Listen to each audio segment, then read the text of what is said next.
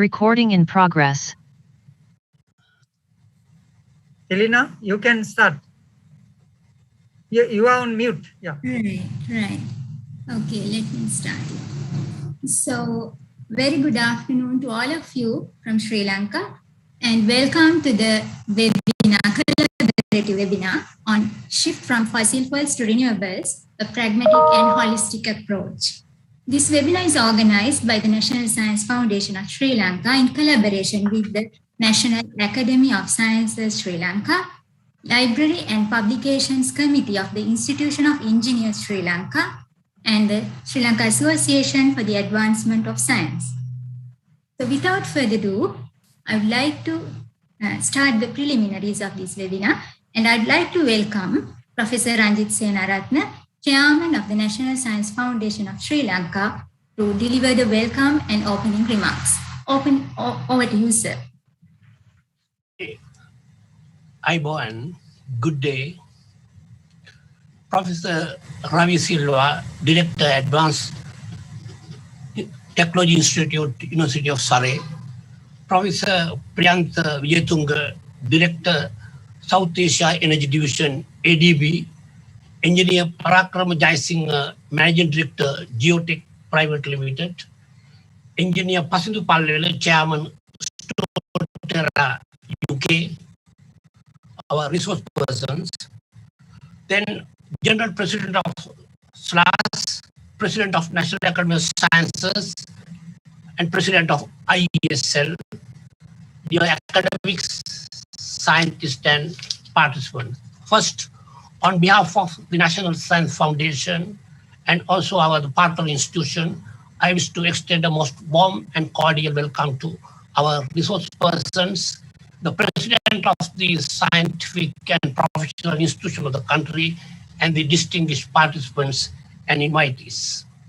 I consider this webinar is not just another webinar, but a historic event because NSF has joined forces with National Academy of Sciences, IESL, and also SLAS. In addition, we have been able to join hands with ADB and also industry. So 6 institutions have come together under one roof to address a topic of great economic, social, and environmental importance. So this is a beginning of a long journey, hand in hand, to address energy issues in our country and make Sri Lanka energy carbon neutral and also country with energy security. So our endeavors have been reinforced through the digital platform that the NSF constructed with the view to harnessing global waters and get the Sri Lankan scientists to contribute towards national development. In this regard, we have been able to really identify high-profile scientists, including here, Professor Ravi Silva, Professor Priyantha Vijayatunga, and Engineer Pasindu Palwela, who are top-notch scientists, also entrepreneurs of Sri Lankan origin, serving in different parts of the globe. We wish to add that there are over 800 high-profile Sri Lankan across the globe, and we have been able to really link them to Sri Lanka through the digital platform we recently constructed. They are really dedicated and committed to contribute towards development of Sri Lanka. When I come to this topic of the webinar today, we all know climate change has come to stay. Sea level rises about 3.6 millimeters annually, and temperature rises about 0.18 degrees centigrade a decade. We know that burning of fossil fuel has contributed immensely to this. And if you look at the global energy budget, over 80% contributed by fossil fuels, non-renewables, and the share of renewable is only about 15% or even less than that. If you look at the picture of Sri Lanka, though we are endowed with a lot of natural resources, the contribution to energy budget is less than 10%, including hydro, solar, and wind and geothermal. And fossil fuels contribute to over 50% of the energy budget.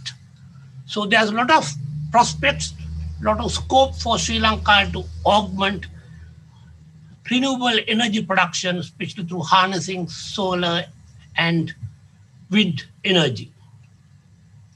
Also, we know that by 2035, all auto industries will go electric. So all ICE, with internal combustion engine vehicles will be electric vehicles in time to come. So there's a dire necessity to produce high capacitors and especially energy storage systems. In this connection, Sri Lanka is endowed with valuable natural resources such as graphite, epawelapatite, titanium sands, and so on. And we have already had discussion in this connection with Professor Ravi Silva from University of Surrey and also Engineer Pasindu with a view to conducting the requisite R&D in Sri Lanka so as to produce batteries in this our country and ultimately to make Sri Lanka a regional leader in production of capacitors, supercapacitors. So this is a beginning of a long journey hand in hand, not only with our professional bodies, but also with the high profile Sri Lankan experts spread across the globe. And I think we are uniquely positioned to take Sri Lanka to a new high in terms of energy security and carbon neutrality. And this is not just a one-off event. This is the beginning of a long journey. And we really wish this event great success and wish to work hand in hand with all professional bodies and also our distinguished scientists, entrepreneurs joining this webinar from abroad to make Sri Lanka carbon neutral and also energy secure in time to come. And thank you very much, resource persons, for joining this event amidst heavy preoccupation. And I wish this event a success. Thank you very much. Thank you very much, sir, for your words. And next, I would like to invite Professor Preliminaries, President of the National Academy of Sri Lanka. Good afternoon, ladies and gentlemen. On behalf of the National Academy of Sciences of Sri Lanka, I wish to warmly welcome all of you to this very important seminar on a very important topic. And Professor Ranjit Senaratne has also underlined the importance of this. So also, as he said, it is very heartening to see collaboration between these various institutions. I'm not sure whether the Academy has had a formal collaboration with NSF, although many of our fellows do serve in various capacities at the NSF. For example, the Academy has a collaboration with the National Research Council on a research publicity program, and we try to publish an article in the Sunday Times once a month. We would be very happy to continue this kind of collaboration with the National Science Foundation as well. And also the other institutions that are collaborating on this. I myself have either memberships or fellowships in those institutions. So that is very heartening for Sri Lankan science and technology. I must also thank especially the National Science Foundation and its staff for putting most of this together. I'm not sure what the Academy contributed. I think we contributed two of our fellows, Professor Ravi Silva, the keynote speaker, and Professor Rahul Attalage, who will be looking after the Q&A session. So as many of you know probably already, Ravi was this year elevated to the status of a commander of the British Empire. Fortunately, we are living in a post-colonial world. But anyway, a CBE is just one step below a knighthood. So we are very proud of him. The other speakers are also, I must say, known to me. Parakrama Jayasinghe and Priyantha Vijayasuriya from either the Institution of Engineers or Moratuwa University. The person who I do not know actually is passing to Palewala. So I must congratulate once again the NSF for bringing this particular resource person in, because I think it is his generation that will enjoy the benefits of the discussions that we will have today. I think our generation by and large have been using fossil fuels, and his one hopefully will be using far more renewables. So with those few words, I think I will stop, and I will. I hope we will have a fruitful time of engagement and discussion very much. Thank you very much, sir. And next, I would like to invite Professor Ranjit Disanayake, Vice President, Institute of Engineers, Sri Lanka, who is also the Senior Professor, Department of Civil Engineering of the University of Peradeniya, as well as the Secretary of the State Ministry of Rural Roads and Other Infrastructures and the Chairman of Green Building Council of Sri Lanka. Over to you, sir. Good afternoon, everybody. Thank you very much for the kind invitation. I think it is a great pleasure that we conduct with the allied professionals around the world on this important topic of renewable energy. And we being the Institute of Engineers as well as the Green Building Council of Sri Lanka, we have been working for the sustainable development of this country. So the knowledge that we are gathering today, we do hope that we will accelerate our journey toward the sustainable built environment. I really would like to appreciate all the speakers and the coordinating chairs and all for arranging the valuable session today. I wish a success of this session, and thank you very much. Thank you very much, sir. Then in our lineup, the next brief address would be delivered by Professor Sumedha Jayanthi, the General President of the Sri Lanka Association for the Advancement of Science. Over to you, sir. Thank you so much. Good afternoon, ladies and gentlemen. I also don't want to spend too much time having listened to Professor Ranjit Senaratne and then the other two speakers in Professor Priyantha and Professor Ranjit Disanayake. But I must mention that it's a very happy occasion because there are 4 organizations representing scientists and engineers in Sri Lanka making this event together and making this a reality on a very, very important global need that is shifting from fossil fuels to renewable energies, which is important from the Sri Lankan point of view as well. This year, the activities of the Sri Lanka Association for the Advancement of Science is also conducted under the theme Science and Technology for a Better Tomorrow. So under that theme, there is no exception that we need to seriously think about the clean and renewable energies in the context of a country like ours, that is Sri Lanka.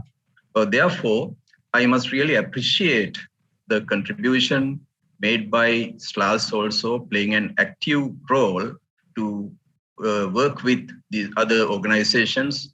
We have been working with National Science Foundation hand in hand for a long period, but other organizations also are coming into this picture. It is collectively that we need to go for these type of important objectives. In that sense, I think SLAS has done its duty, especially the Section C of SLAS has played a leading role to get this event, make this event a success. So I must appreciate the role played by Section C.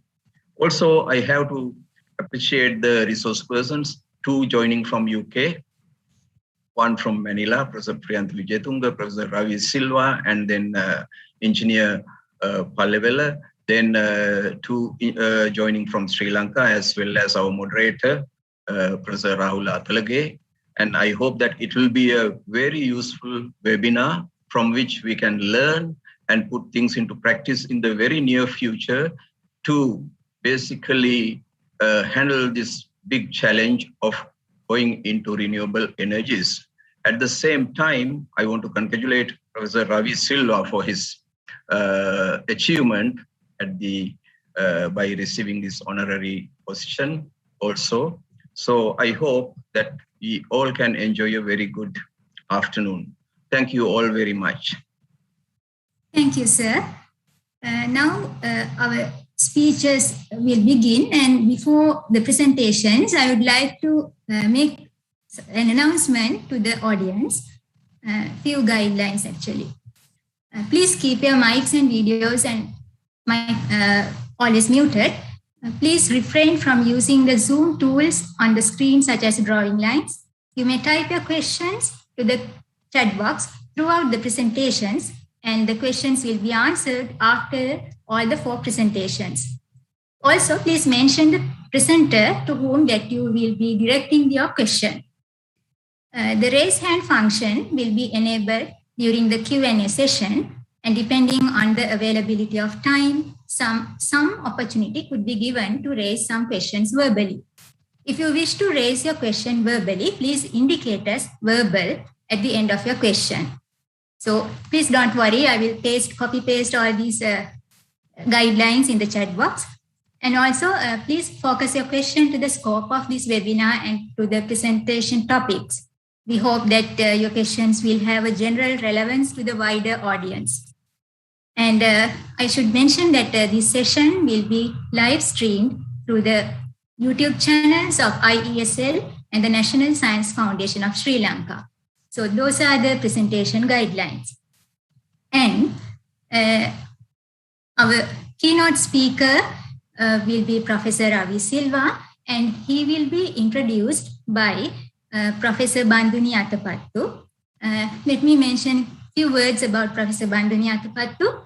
She is a specialist in environmental engineering and having many publications in peer-reviewed indexed international journals, and is recipient of several research awards, including Presidential Awards of the Open University Research Awards. At present, she is attached to the Department of Civil Engineering, the Open University of Sri Lanka, as a professor in environmental engineering. Over to you, madam. Thank you, Tilina. It's my great pleasure and honor to introduce such an eminent person like Professor Ravi Silva. And Professor Ravi Silva is a distinguished professor and the director of the Advanced Technology Institute of, that is ATI, at the University of Surrey. He also heads the Nano Electronics Center, NEC, which is an interdisciplinary research activity. He was accredited with the highest rank order of British Empire, CBE. He joined Surrey in 1995. Professor Ravi's secondary education was in Sri Lanka, after which he joined engineering department at Cambridge University for his undergraduate and postgraduate work. He was recipient of Cambridge Commonwealth Trust Fellowship while at Cambridge and member of Clare College. His research has resulted in over 650 presentations at international conferences and over 600 journal papers with over 22,000 citations.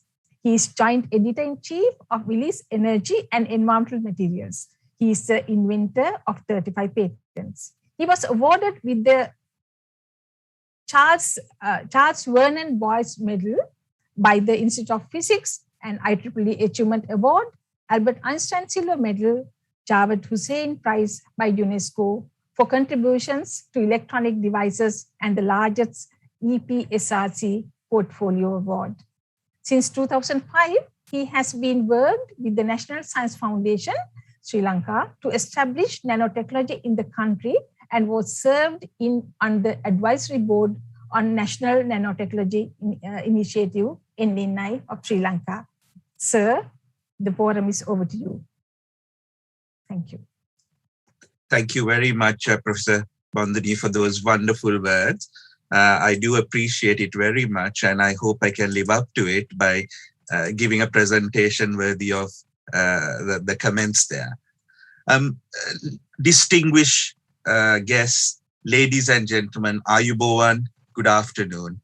It is indeed a huge pleasure for me to be able to talk to you on this very, very important topic that was introduced by Professor Ranjit and the other distinguished speakers before me as something that is potentially existential. What it means is that if we don't do anything at the moment, there could be dire consequences. Now, that is one of the main reasons. By the end of this week, most of the world leaders will be gathering in the UK, in Glasgow, at COP26, where they will dictate and they will agree on certain changes within their governments, within their countries, in order to curb greenhouse gases. Now, this will happen at COP26, and the importance of this is completely unprecedented. So my talk today will start with the current context that we are living in and how important COP26 is. Then I will bring in the world context of energy and then connect it up to the Sri Lankan context. We heard by Professor Ranjit about the electricity and energy supplies in Sri Lanka, and I will give you some of the proposals that have been put forward by UNDP and other organizations, and my own analysis as to how we need to shift from fossil fuels to renewable energy. I hope it will be a pragmatic and holistic approach, and with the resource persons within this webinar, you will find a huge amount of expertise in all of the aspects that we need to cover, from the design, implementation, financing, to the energy provision, energy storage, as well as other renewable energy sources that we need to look in this energy basket. Sri Lanka truly is a pearl in the Indian Ocean, absolutely perfect for green technologies. And I hope you will agree with me at the end of the presentation that this is the case. Let me start by giving a very short introduction to myself and my unit. The blue building that you see is the Advanced Technology Institute at the University of Surrey. I've got about 150 researchers all working on nanoscale devices that have real world applications. So these could be for today's problems, for tomorrow's problems, or for problems in 10 to 15 years' time. But what we are looking at is real world solutions. The work was honored and recognized by Her Majesty the Queen in getting a Queen's Anniversary Award. And the image that you see at the bottom left is quite dear to my heart, because that is from the Winter Olympics. And that is a picture of the Hyundai Pavilion in South Korea, which was called the blackest building on earth. Now, it was called the blackest building on earth because it was covered with something called Vanta Black. Vanta Black came from Surrey Nanosystems, which is a spin out of my group. Now, what is important about this is this macroscopic building is made up of nanoscale features. These are 10 to 100 nanometer carbon nanotubes working collectively to produce one of the blackest surfaces on Earth. What it implies is every single one of us on this world today has a part to play in climate change and its mitigation. And we all need to work collectively together in order to have the impact that we need in order to solve the problem. Now, let me take you through a thought process. I work in the UK at present, and we've got probably one of the most vibrant cities in the world, London. 2 years ago, this city that is vibrant and busy all the time, even if you come at midnight, this is Piccadilly Circus, ended up becoming like this overnight. One of the busiest airports in the world ended up becoming empty overnight. One of the best known places of learning, Cambridge University, ended up having empty quadrangles for nearly a year. Now, all of this came about because of COVID, because of man-made changes, and much like fossil fuels are impacting the environment around us, man-made changes are making a significant dent on the world we live in. It's made such a significant dent that it's even having a geological effect where we see the end of an era or an epoch. So we've come to the end of the Holocene era and moved on to a new age called the Anthropogenic age as a result of man-made changes. This all starts with this insatiable appetite for energy, because energy allows us to develop fast. But what we need to do is to look at sustainable development as opposed to fast paced development that does not take into account the climate. This sort of development has allowed huge mountains of waste, such as this plastic waste found in oceans, being created simply because you're not thinking of the life cycle of your products and creating man-made waste. So there is this change of an era that we need to start thinking about. And in doing so, we need to see how do we reduce or lessen the impact of this anthropogenic age, where the changes that we are making in this world today is affecting a world that has lived in equilibrium for over 2.5 billion years. That is how significant a change we are making to the environment today. So this is this unparalleled need for growth and quality of life to create wealth that is creating also the problems around us. So it's possible that climate change could be a sort of bite back from the earth saying, look, think what you're doing. Now, COVID that has struck us in the last 18 months has had many, many negative effects. But possibly one of the few positive effects is during COVID, if we looked at countries and hugely emitting countries such as China, what you see is that the NOx or NO2 emissions are minimal. So maybe it's a time for all of us to pause and think. We have been given a chance now to start afresh, to think how we can have sustainable living, sustainable development, sustainable economies being created post-COVID. So the world today is thinking of a very different post-COVID. It's thinking of bringing in smart technologies, bringing in smart devices, bringing in clean energy. This is absolutely necessary if we want to look at a cleaner and a more responsible world around us. And we have a chance now to reset and start afresh. We also have a chance to start looking at new generations of technology, production, manufacture, etc., coming through the smart tech end of things. But for all of this to happen, we need to have good, clean energy.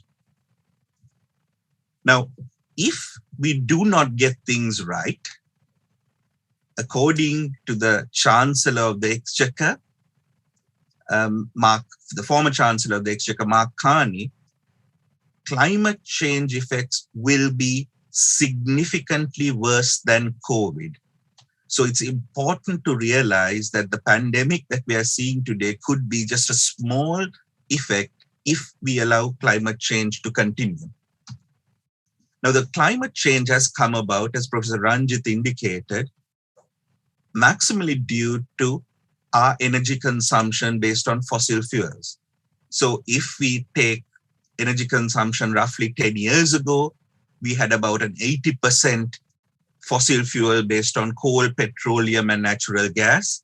If we look at some of the newest figures you can get today, that is accurate, once more, you see that we have around 80% fossil fuels and around 10 to 12% of renewable energy. Now, this means that the fossil fuels out there are being burnt in a few seconds and releasing the carbon that has been captured over billions of years in those few seconds. And this means that the environment that we are living in is being poisoned gradually. Now, I wrote an editorial recently in Energy and Environmental Materials saying that if we really want to save the planet, we must start looking at new types of energy materials to replace the current energy materials. And hopefully that's something that you can have a look at when you have more time. The problem we have currently with fossil fuels is the fact that every time you burn your fossil fuels out, you're belching out CO2 and other greenhouse gases at an unprecedented level. If you look at the major year in which there was no COVID impacted activities, there was 37.1 billion tons of CO2 emitted that was damaging the world. The CO2 emitted, unfortunately, is sitting in the upper atmosphere and at present reaching levels of over 420 parts per million. And what we have seen is there's a correlation between the CO2 emissions and the temperature. So the temperature rise that is shown here in red follows the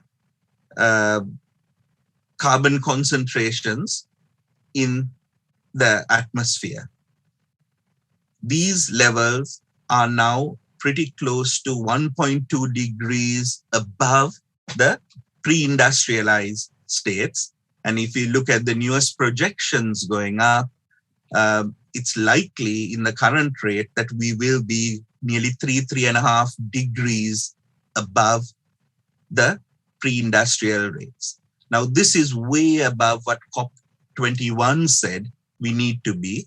If we want to have a stable world, we need to keep it within 1.5 degrees or at least within 2 degrees. So the current trajectory of the world and its fossil fuel use is certainly not keeping the CO2 levels in check. Now, what is the impact of this? The impact of this is storms, typhoons, snow hitting areas that previously were not impacted. We are seeing huge amounts of hundreds of tons of ice melted from the Arctic and the Antarctic. We are seeing storms in Mexico. And these are extreme weather events that were unthinkable a few decades ago. So introducing the concept of net zero, one of the major impacts of the COP21 in Paris was that we need to become net zero by 2050 if we want to keep our temperature rises constant. And the reason for this is that we want to control the amount of anthropogenic gases that are coming out within the anthropogenic removal that we currently have, so that we have a balanced activity by 2050 of the anthropogenic greenhouse gas emissions to the removals. This in the current state is not taking place, and we are having an increased amount of greenhouse gas emissions that is making the world unstable. Now, moving on to the Sri Lankan context here, if we look at energy generation within the country, Sri Lanka has green energy of about 50% at the moment. We are talking about hydroelectricity giving 38% and renewables coming at about 11%, these new renewables, with nearly 50% associated with oil, gas, and coal. Now, these are all belching out CO2 levels that is making the world unstable. If we look at Sri Lanka as a country, we have a lot of sun, And as a result, the question has to be asked, why is it that we are not looking at running the country more with solar power? In terms of our neighbors, we have been slow in adopting solar or wind within the country that needs to be looked at. Our energy demand keeps increasing day by day. And although we've seen some very nice reports coming through the UNDP and other sources where if we were to go green and have suitable amounts of energy produced by green technologies, there are routes in which it's shown we can even go in 2030 to 25% fossil fuel to less than 30% fossil fuel, and removal of fossil fuels completely by 2050. But these are reports that unfortunately have been sitting on a number of shelves that have not been implemented. The area in which the government follows the recommendations is generally from the CEB, and it comes with the least cost long-term generation expansion plan. I guess having a long acronym like LCLTGP means that it will take longer to get to the end of it, and people probably don't follow everything word for word. But typically speaking, when I looked at energy generation and electricity in particular in Sri Lanka, what I noticed is that if we have around 4 gigawatts of energy generation, that will be sufficient to do most of the development work we have in the country. And this is probably true still. If we look at our historic generation capability, which was about 1.8 gigawatts based on renewables, and then historically, fossil fuels made up the rest, which is also around 2 gigawatts, with a maximum demand of around 2.5 gigawatts.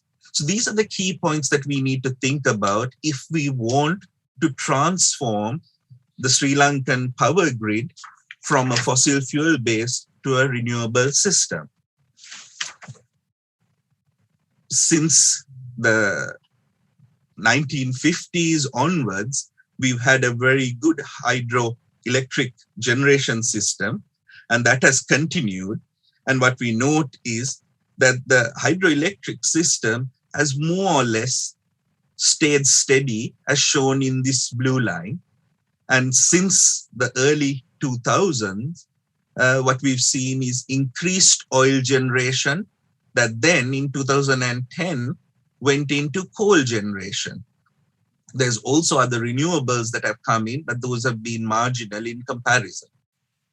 So historically, although we've had a very good renewable energy sector with hydroelectric, the change to new renewables such as wind and solar has been quite slow.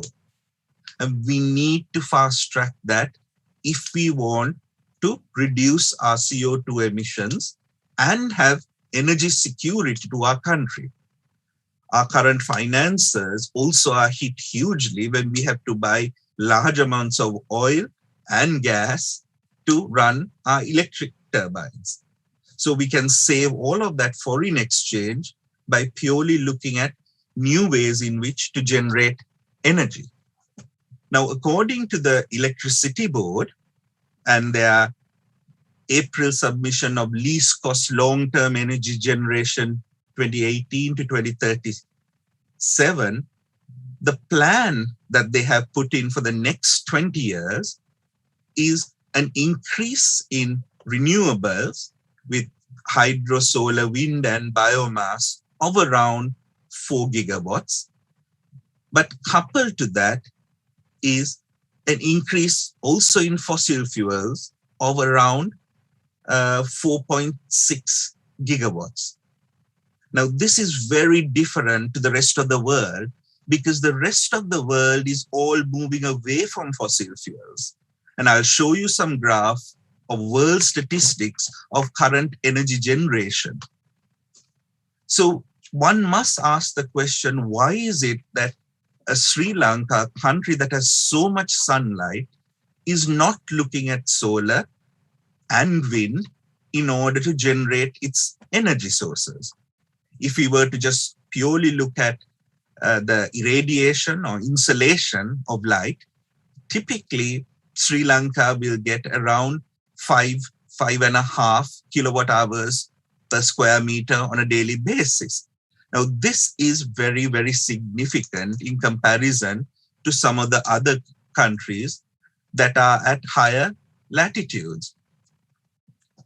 If we were to look at this on a very simplistic scale, I can plot out how much space I would need in order to generate the same amount of electricity that is being generated by the fossil fuel systems if we were, in this hypothetical case, to go into a purely solar-based system. Now, from a purely solar-based system, if I have something like 70 to 100 square kilometers of solar, whether my module efficiency is 14% or 20%, and typically at the moment, module efficiencies for solar is about 25, I can cover most of the new energy generation coming from fossil fuels purely based on clean green technology.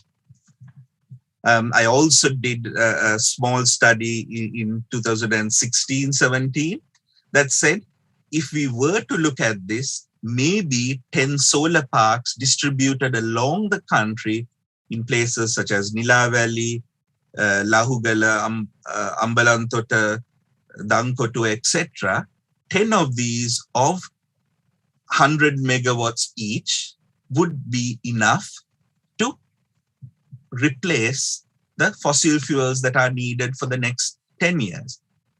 So if we were to look at the total area that is needed in order to have solar installations to cover all of the new fossil fuels being proposed for the next 20 years, that probably is shown in this triangle. So the surface area that we need isn't that significant. Now, even if people were to say, look, you are going to take farmable land, we don't need to take farmable land. We could take other areas. We could look at some of our tanks and having floating solar. We could have floating solar in the sea so that it doesn't impact people and their livelihoods. The government has got 2 major solar parks and wind farms planned. That's in Punarin and Monaragala of about 100 megawatts each. But I haven't seen significant movement in that in terms of its deployment, because typically speaking, even solar and wind will probably take about 2 years to deploy. Now, this is half the time it will take to deploy anything to do with coal or gas. So we can get energy faster, but we still need to implement these plans if we want to develop them. In terms of area, if you want to look at scenarios as to how much area will be needed in Sri Lanka if we were only using solar, we are talking about by 2030, 0.07% of land and 0.24% by 2040. And this is assuming it's only solar. Most often, this is a mixture of solar and wind, which go 50-50. So it's half that land that is needed. And I just want to emphasize the fact that the land amount is not as significant as most people would say. And as indicated previously, you could even start putting floating solar in the Mineria tank or the Senaka Samudra. And it not only helps generate energy, but it also reduces the evaporation from these tanks, which will reduce or help our farmers by conserving more of the water for use for irrigation and other purposes. Now, what happens if we don't do this? If we and the rest of the world basically says, nope, we are going on our own. We are going to keep belching out CO2. We are going to keep using coal. We are going to keep using gas. Temperature rises are going to be above 1.5 degrees. If we get 2 degrees, that will be 11 million more people will be exposed to extreme heat. 61 million people will have drought. 10 million people will see rising sea levels. These are very significant. We will see displacement of people. We will see water contamination. We'll see more disease spreading, food scarcity, damage of essential infrastructure. And I'll just run the next clip for a few minutes just to show you what extreme weather conditions have come about as a result of climate change.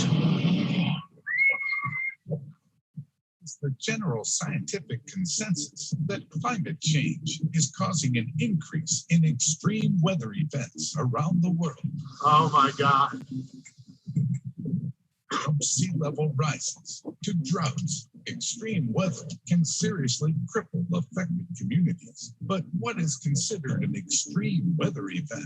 Extreme weather can be very dramatic, with fire tornadoes, wildfires, severe tropical storms, hurricanes, and cyclones being the prime examples. According to the Intergovernmental Panel on Climate Change, an extreme weather event is an occurrence that is more severe than the historical norm. They point out that even statistically. So in terms of extreme weather events, in the last 10 years, there has been more extreme weather events than the last 50 years. So if there are people who say, it's not going to impact us, that is not true. It's happening everywhere in the world. Now, is there a route around this? Yes, because we are getting energy from the sun. What we need to do is, instead of using up the stored energy in fossil fuels, in coal, petroleum, and gas, we need to stop that and start directly using the sunlight or wind in order to get our energy and continue with the farming that allows us to harness that in order to feed people. Electricity is probably the most versatile form of energy, and that can be used not only for your households and industry, but also transportation.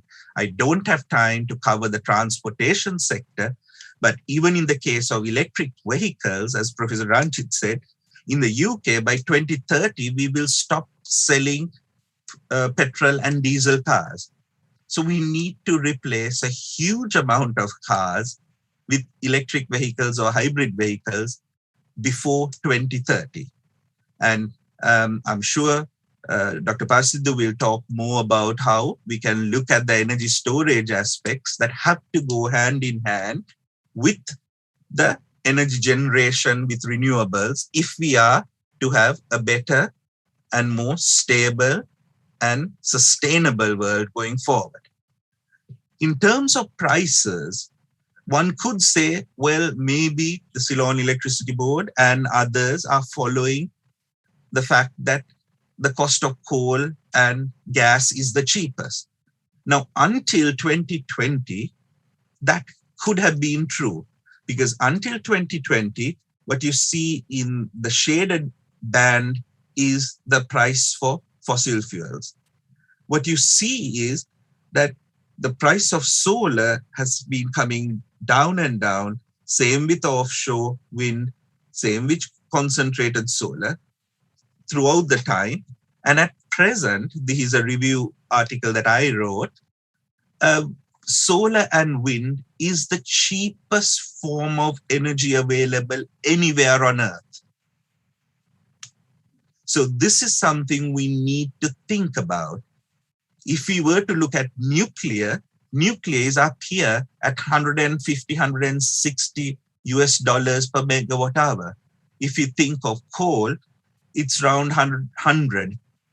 If we think of gas, it's around $60 per megawatt hour. And wind and solar is sitting at around 30 at present. And this, my prediction is, will go even lower. And by 2035, it will be less than $10 per megawatt hour. And once it becomes less than $10 per megawatt hour, it means that it's 1 US cent per kilowatt hour. It will be better to give it free to people and charge for the connection rather than charge for the electricity that is being used. For those who are interested in the hydrogen economy, if we use clean solar at present to generate hydrogen, we can generate a kilogram of hydrogen at about $1.62, which is much cheaper than the target rate associated with many countries. If we think of the deployment at present in the world, solar deployments have taken up 55% of all new energy generation throughout the world. Offshore wind, another 32%. So if we just add those up, we are talking about 80% of new generation of energy has been through renewables. I still cannot see how coal, gas, or oil feature in the rest of the world, but for Sri Lanka, we seem to be going back into fossil fuels. Ironically, I did a study for the United Kingdom, and this is published data from BEIS, which is the Business, Energy and Science section.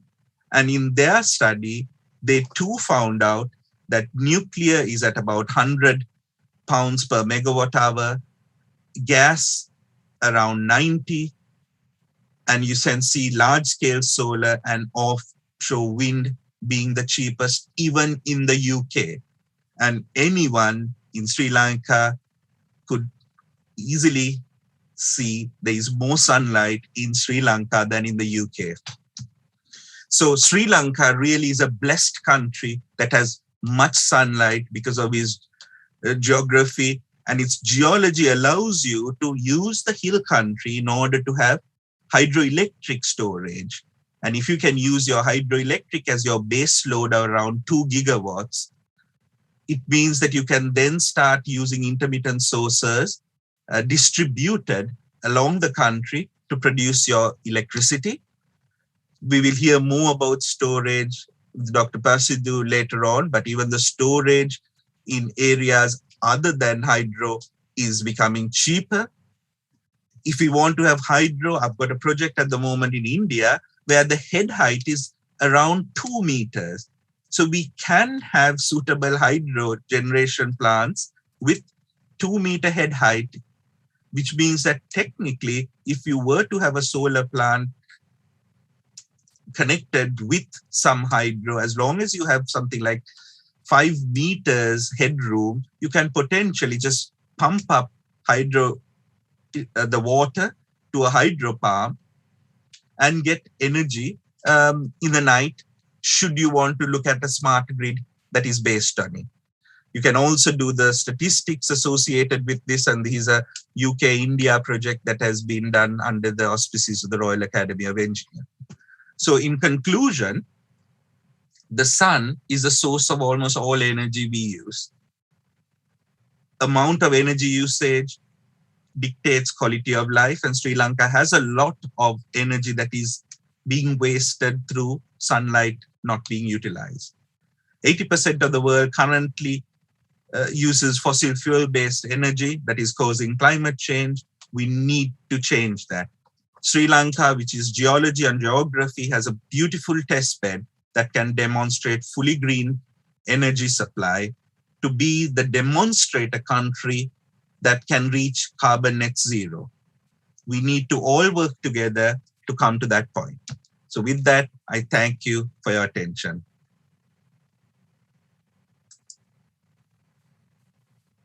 Thank you very much, sir, for sharing your valuable experience and thoughts with us. And the next speaker, the second speaker of this webinar will be Professor Priyantha Wijayatunga.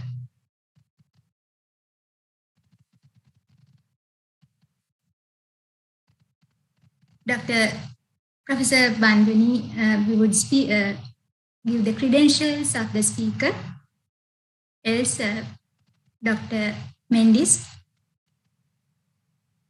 I'd like to invite to read the citation.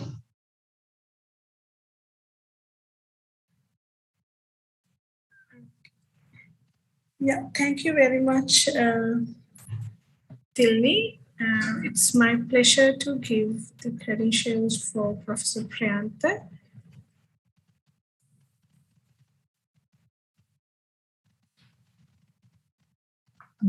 Sorry, I was unmuted actually. Yeah, ma'am.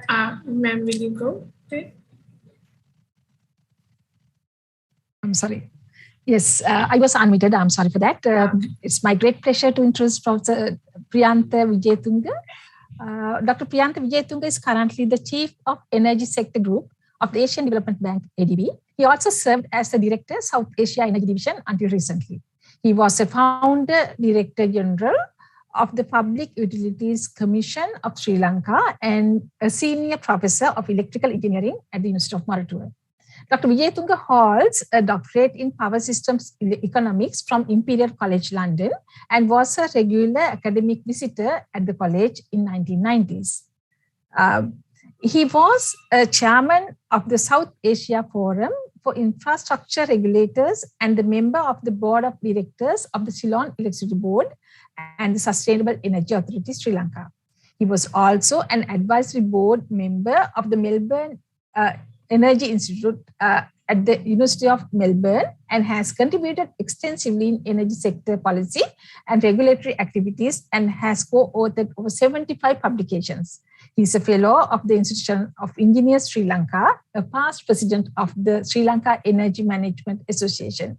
Dear sir, the forum is over to you. Thank you. Thank you very much, Professor Bandhuni, and thank you very much for that generous introduction of me. And my task is to take you through towards what we can do towards energy self-sufficiency in Sri Lanka and the prospects and challenges. And in fact, most of the things what I'm planning to touch on, in fact, Professor Ravi has provided quite a good base to start off with, and perhaps some of the things what I'm going to talk about will overlap a little bit, but it doesn't matter. It's strictly in the context of Sri Lanka, whereas Ravi went through more of a global view and of course Sri Lanka too, but I will go into specifically the Sri Lanka situation. And as an outline, I'll quickly run through what Sri Lanka energy sector is all about, and this goes beyond the power sector. To start off with, I will obviously touch on power sector more, because that's what is closer to our hearts and what we can do something about. And then what we mean by self-sufficiency, whether we can ever achieve it, and what we are going to do about it. And the challenges, and of course, me coming from the Asian Development Bank at the moment, I need to obviously talk about financing. Otherwise, it's failure on my part. So I will look at a few financing opportunities, and then few final remarks to wrap up with.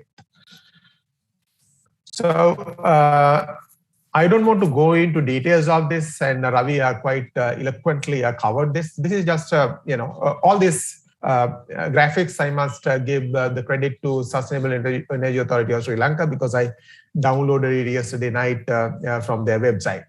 So if you look at the situation up to 2018, you can see the composition of the energy sector, energy supply in Sri Lanka. As Ravi quite rightly said, it's dominated by biomass and of course hydropower. If you look at overall, roughly about 50% is covered with this, the renewable energies, the biomass and hydropower, as far as the whole energy sector is concerned. And then what is most important is that another half, closer to half or one third, almost one third, is covered with liquid fuels.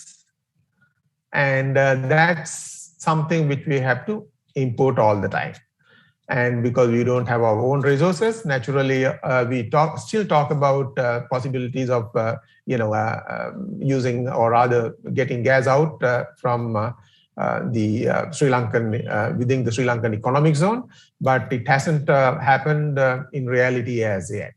So if you look at the composition of the use of these different resources, sources of energy in different subsectors, you can see the household, commercial, and other sectors use huge amount of biomass and certain amount of petroleum products, and of course electricity, hydroelectricity.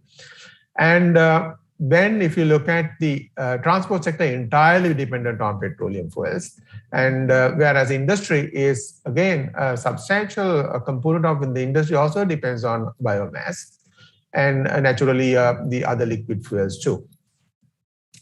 If you look at the power sector, coming down to the power sector, which we have little more control over, you can see the composition of the power sector generation.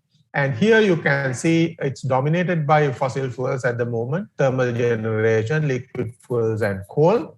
And the overall share of hydropower has been going down naturally, because if the demand increases, if additional demand cannot be supplied with traditional conventional hydropower and recently introduced small hydropower during the last few decades, the rest will have to come from non-renewable or thermal sources, as you can see here. That has been the case over the last few years, last couple of decades almost, and mainly petroleum fuels and liquid petroleum and coal. The key features, the power sector, overall energy sector, have a dependence on imported energy, coal and liquid fuels. And as I said, almost 50% traditional biomass used mainly for household cooking, industrial activities, and commercial. Because if you are going to look at the energy security, we need to look at what we are going to do about this dependency on imported fuels. If you look at the other key feature, significant component of exports spent on fuel imports. Again, this graph came from Sustainable Energy Authority of Sri Lanka. As you can see, roughly about 35 to 40%, and sometimes it can be as high as about 50% of our export earnings. Of course, taking export of oil products out, export earnings, we need to use it to import energy. That's a major impact as far as the economy is concerned. At the moment, I'm pretty sure now it's even more this year. So that will definitely put pressure on balance of payments. That's one of the reasons why we have sometimes issues with our exchange rate. In fact, you wouldn't believe, I'm sure there are enough engineers in the audience who knows how the exchange rate is impacted by the day that when the money is released to import oil. That has a huge impact on the balance of payments. And short-term borrowings. We need to have short-term borrowings to import this oil. And that has a great impact in the overall economy. And the requirement of external guarantees. Most of you all may not know, ADB provides a lot of guarantees for petroleum imports to Sri Lanka. If you don't provide these guarantees, you wouldn't believe Sri Lanka will have to pay a few dollars more for each barrel of oil you are going to, Sri Lanka is going to import. So trade finance program provides these guarantees. And in fact, to tell you, among all the developing member countries of ADB, it's only Pakistan and Sri Lanka really uses these trade finance programs to get these guarantees. Without this, Sri Lanka cannot import oil easily. So that has a huge impact. And then key features, power sector emissions dominated by coal, as you can see here, and transport sector entirely dependent on liquid fuels, and therefore obviously a big culprit when it comes to emissions in the sector. Self-sufficiency, as Ravi quite rightly talked about, minimize the use of imported energy sources, coal and liquid fuels. That's the only way we can be self-sufficient. Whether it's possible, we have to look at a little later. And power sector, shift away from coal, oil, and move towards renewables. That's exactly what Ravi was talking about. And transport sector, shift to electric vehicles, green hydrogen, etc. Household and commercial, shift to electricity. And industrial sector, again shift to electricity, green hydrogen, etc. So what this means is actually the electricity will be at the center of all these energy supplies.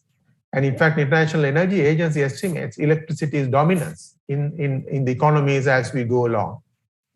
It has a huge role to play across all sectors in the economy: transport, industries, commercial enterprises, and households.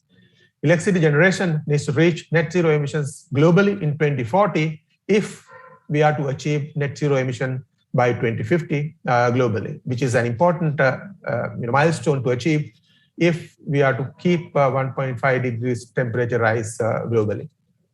And supplying almost half of the total energy consumption. Interestingly, at the moment, total energy consumption as a share, electricity is quite small. And half of that will have to come from electricity by the time it comes to 2030, 2040. And requires huge increases in electricity system flexibility. Ravi talked about very eloquently the need to go for renewables. And that means we need to be able to, power systems need to be able to absorb this renewable energy, intermittent, most of them, like solar and wind. And such absorption is possible only if the electricity system can be flexible with batteries, demand response, hydrogen-based fuels, hydropower, and more to ensure reliable supply. I'm sure Pasindu will talk about storage side. And so the power system flexibility is extremely important if you are to go along this path. What it means to reach net zero emissions by 2050, this International Energy Agency estimates that annual energy investments worldwide will have to triple compared to what we have been having up to now. And solar, they say it's like putting up the largest solar park every day in the world. That's equivalent to this if you're talking about net zero emissions by 2050. Electric vehicle sales, 5% today across the world, and it should be 60% by 2030. You can imagine the enormity of the task ahead of us. And energy intensity in economies to improve by 4% annually. So you have to bring down the energy per GDP, a dollar of GDP every year by 4% across.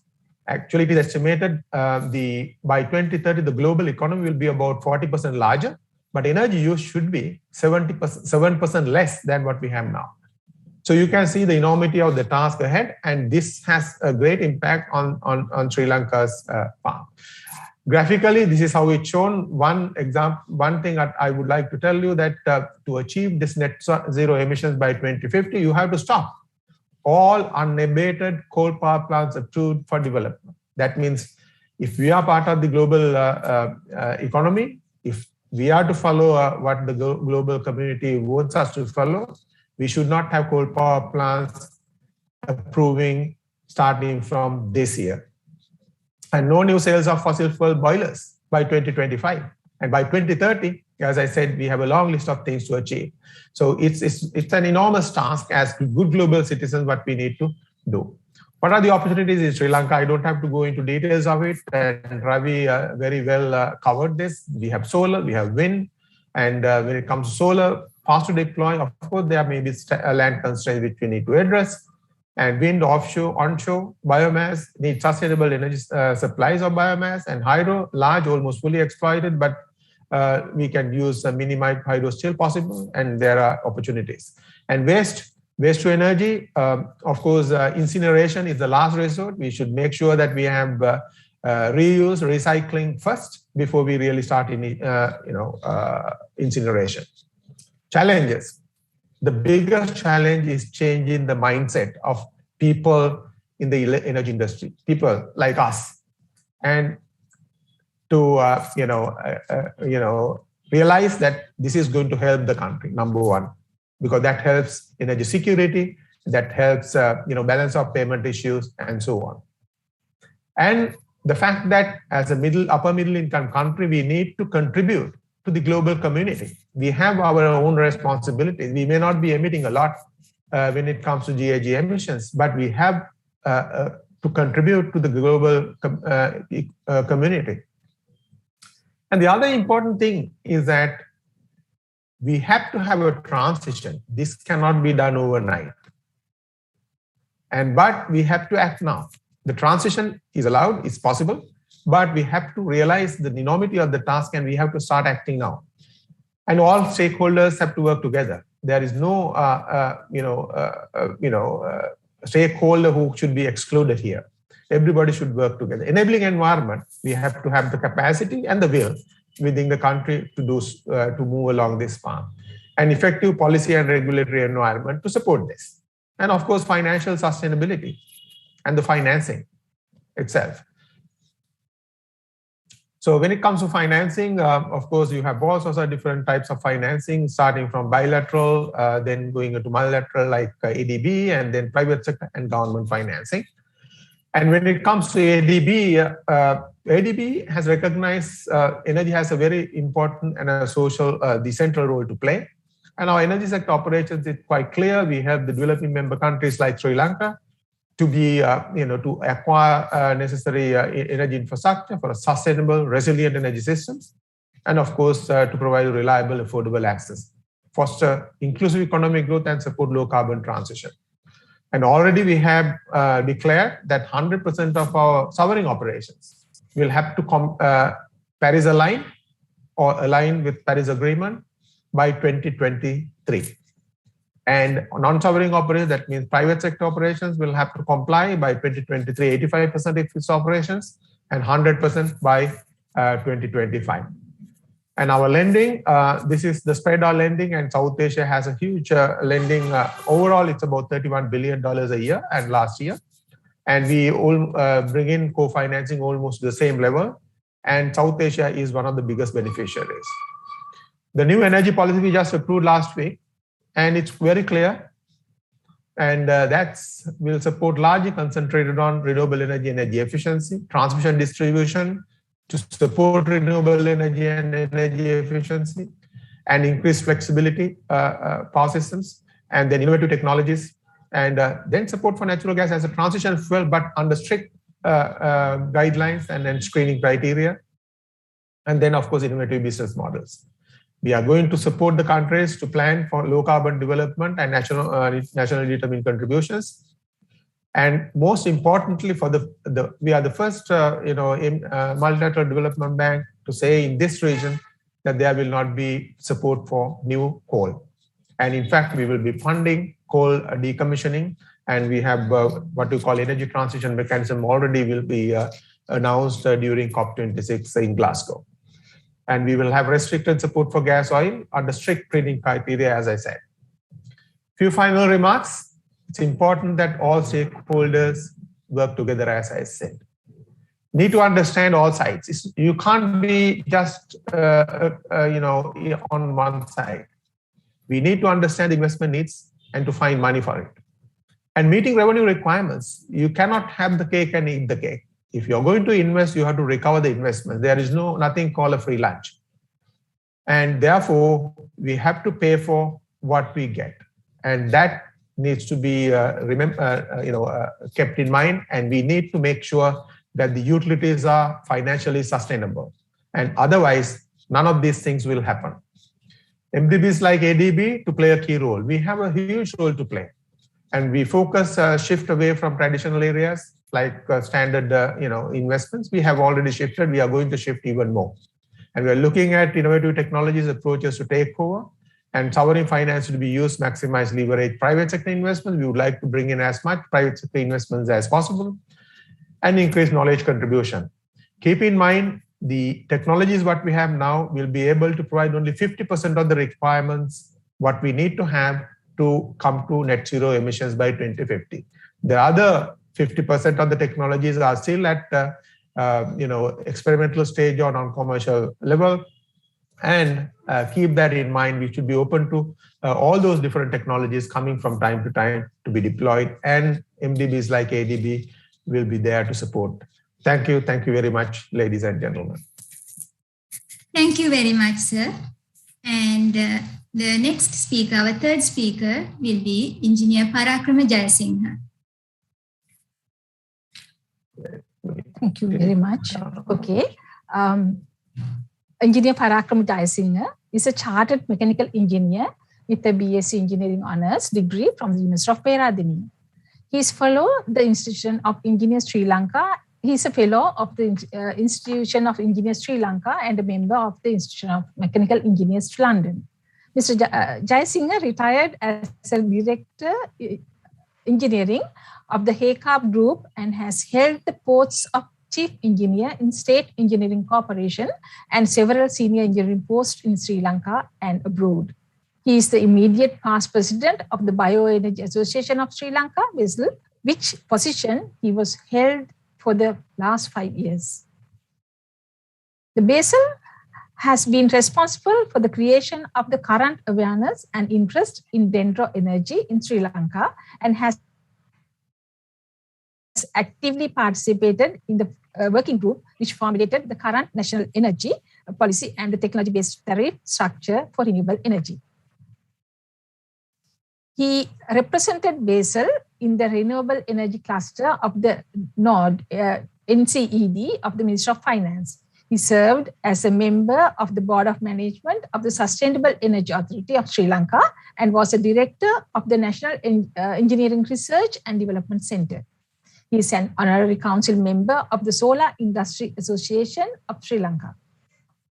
Engineer Jayasinghe also served as the alternate chairman of the Environmental Subcommittee of the Ceylon Chamber of Commerce and is a member of the Consultative Committee on Research of the Tea Research Institute of Sri Lanka and the Scientific Advisory Committee on Technology at TRI and the Industrial Consultative Committee of the Universities of Peradeniya and Moratuwa.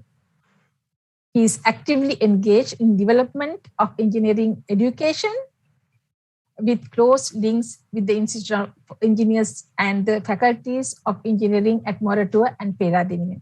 He is also a frequent contributor to the public media on energy release issues. Engineer Parakrama, Jayasinghe, the forum is over to you, sir. Thank you, Bandini. Thank you for the kind introduction. And let me start by thanking the organizers, particularly the National Science Foundation and SLAS and IESL for giving me this opportunity today. It's rarely that I get a chance to speak to such an eminent audience and who are very much in the know about the problems that we are facing. So that is a great opportunity for me and thank you very much for that.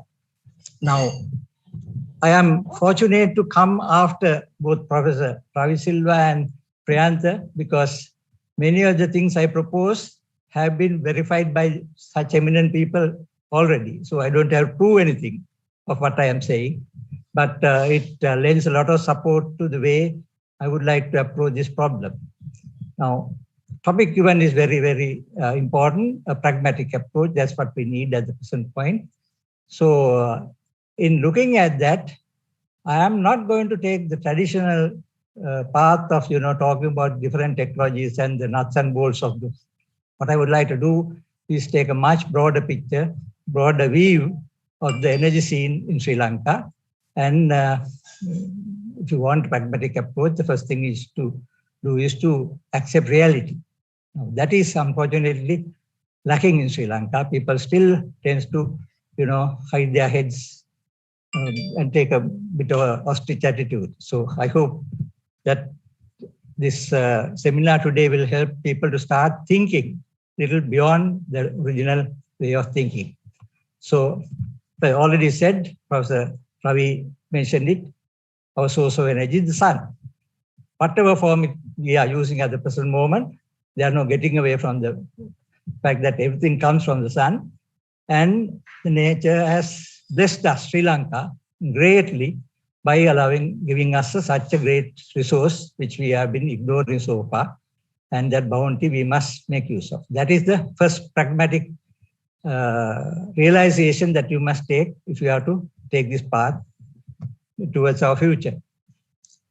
Now, it is no longer option for Sri Lanka, but it's an unavoidable imperative, and Professor Ravi also mentioned that one, because the fact remains we have no fossil fuels at all, oil or coal, and we have more than enough indigenous renewable energy sources, again already had been mentioned.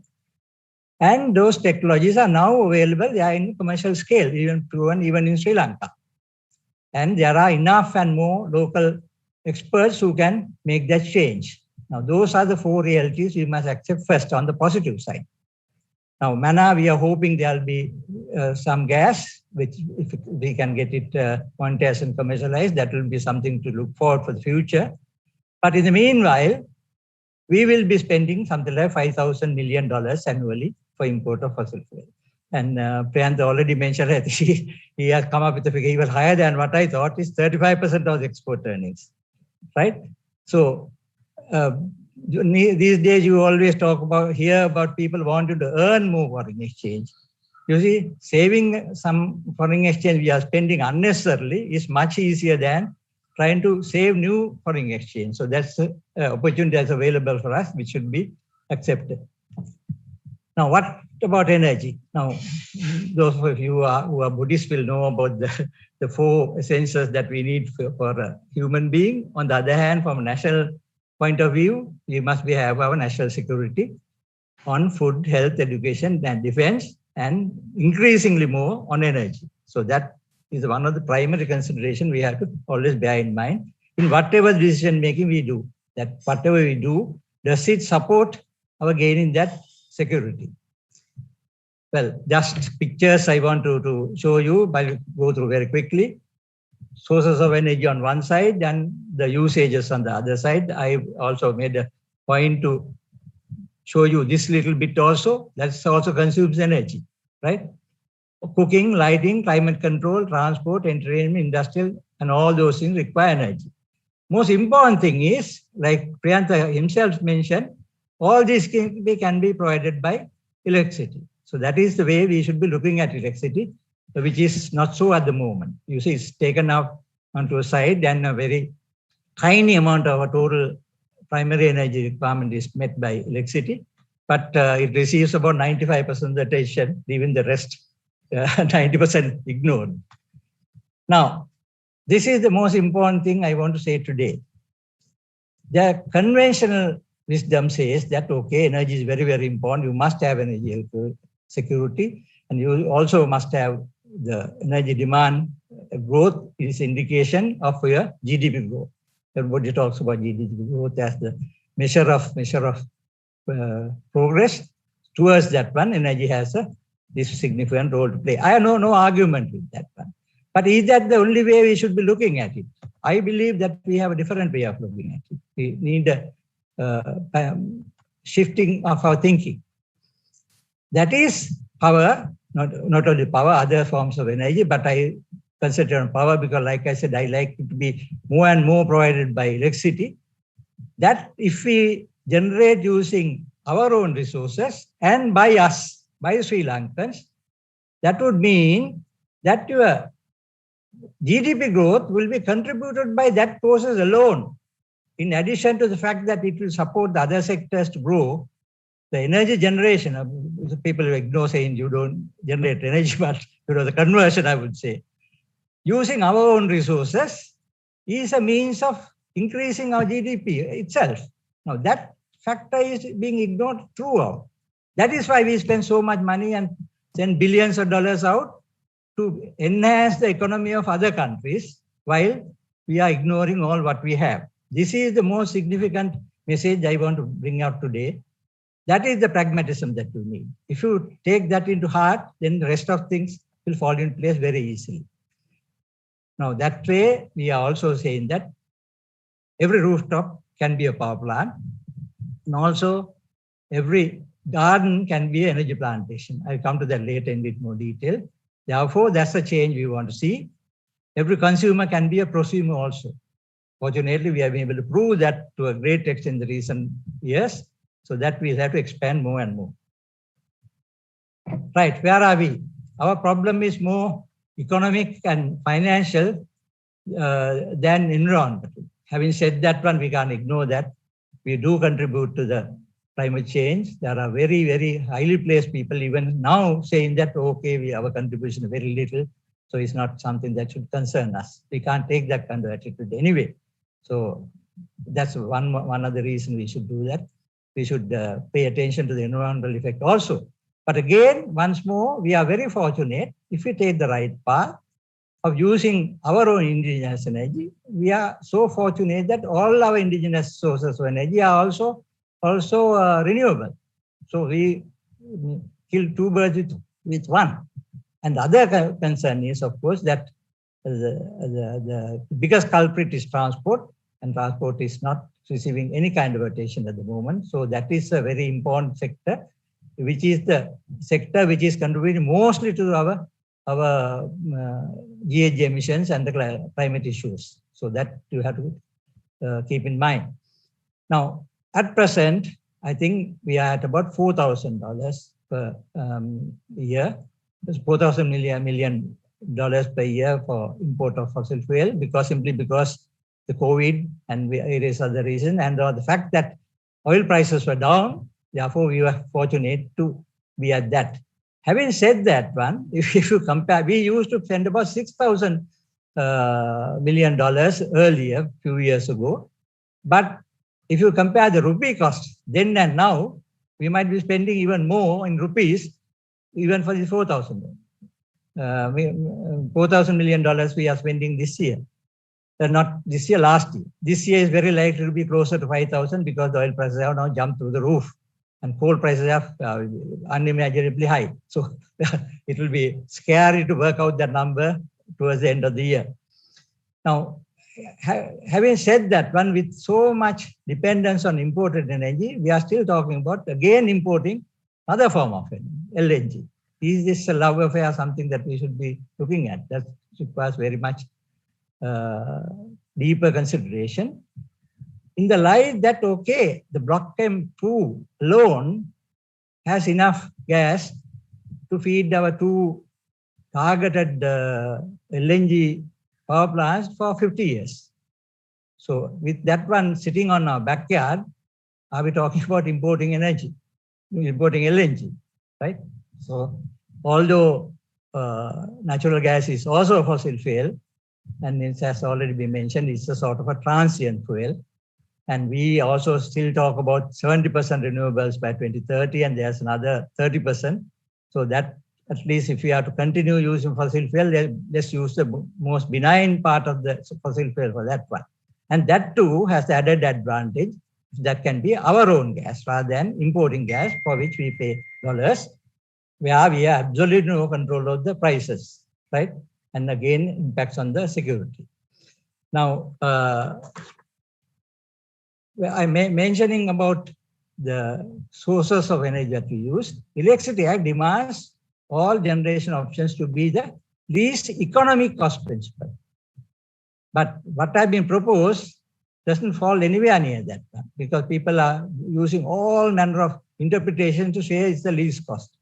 It's laughable to see what kind of assumptions are there in the long-term generation plans that are being promoted. So, but anyway, there's some sense prevailing on that one, and I hear there's a new long-term generation plan being developed. It's very encouraging to see what kind of proposals that are brought into that one. Again, if you talk about the least economic cost, LNG does not fill that gap. I mean, it does not meet that criterion. So, if at all, it has to be our own natural gas if we are to use on any kind of fossil fuel, which will meet the least economic cost. Professor Ravi very clearly stated that world over, renewables are now the cheapest option. So it can't be different for Sri Lanka. You see, we are not so special in that kind. So that is where it's very, very unfortunate that the numbers being bandied about in the public media are so erroneous and so misleading. Like saying that coal power costs so much, that kind of thing, which are totally wrong.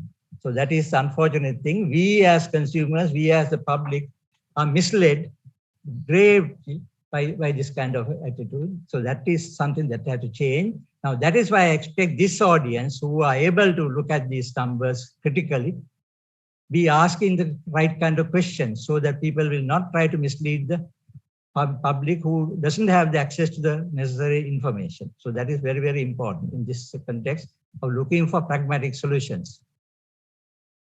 Right? So,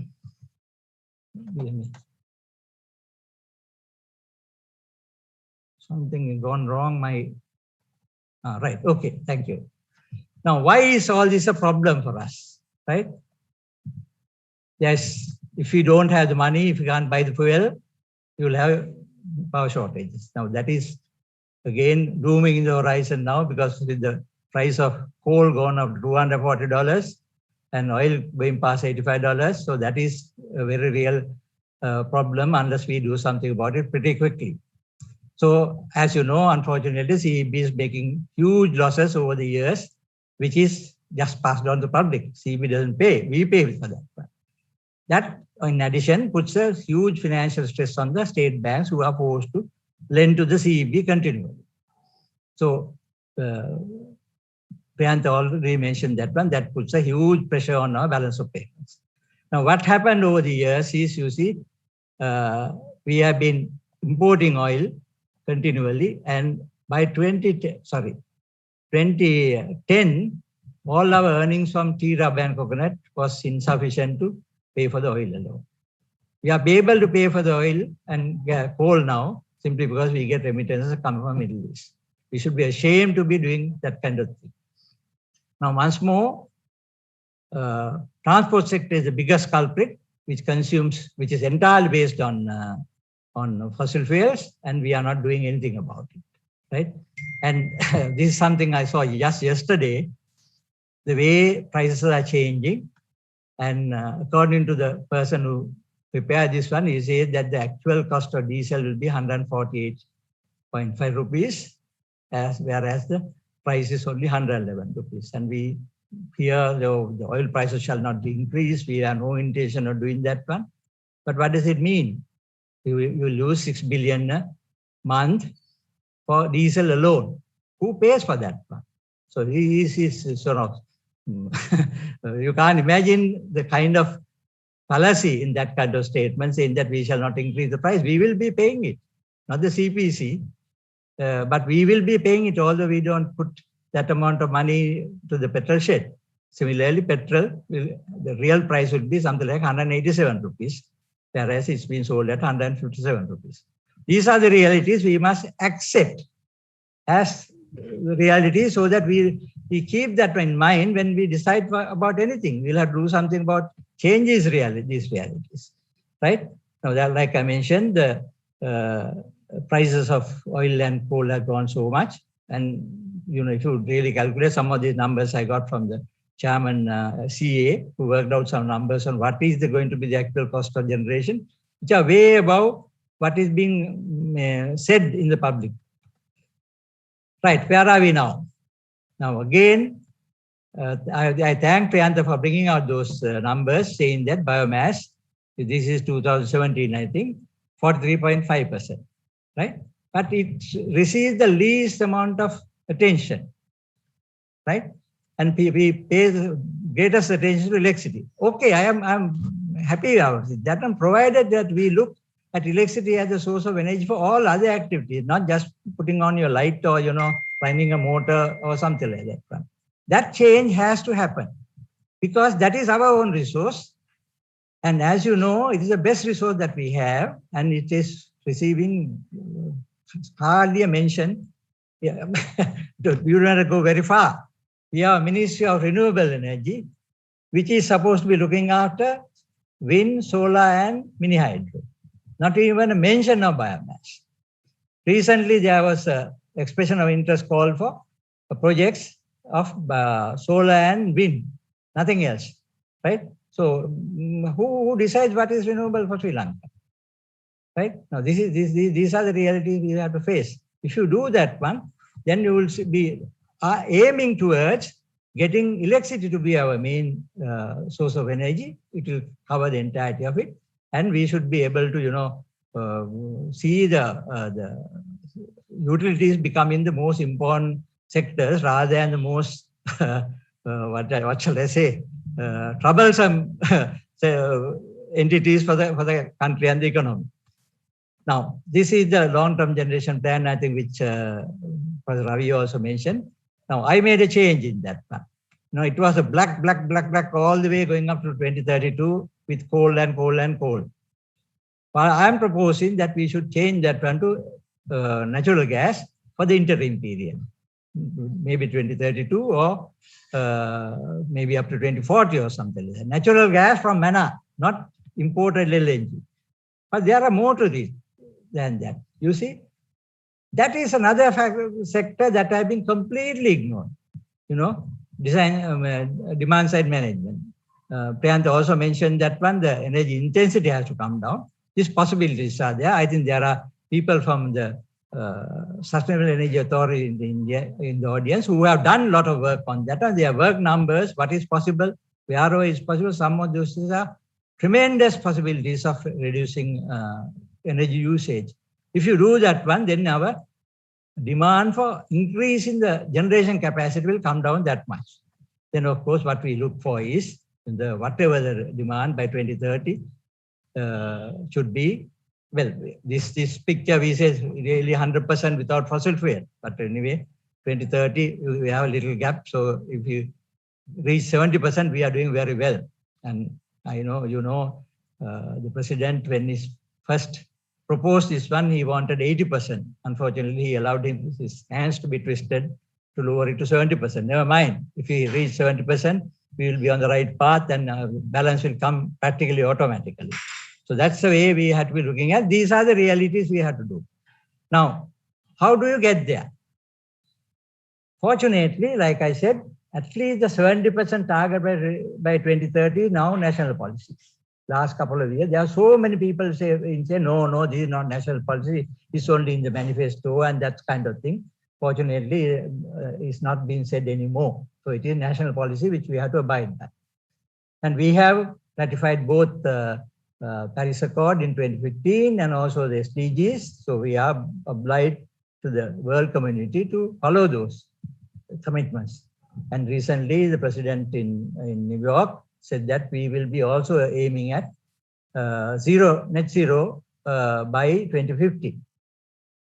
Now, I don't know how many of you are aware, we have a National Energy Policy Gazette published in August 2019, where it is said that by 2023, 25% of our light vehicles shall be electric. I doubt whether even the Ministry of Transport is aware of that.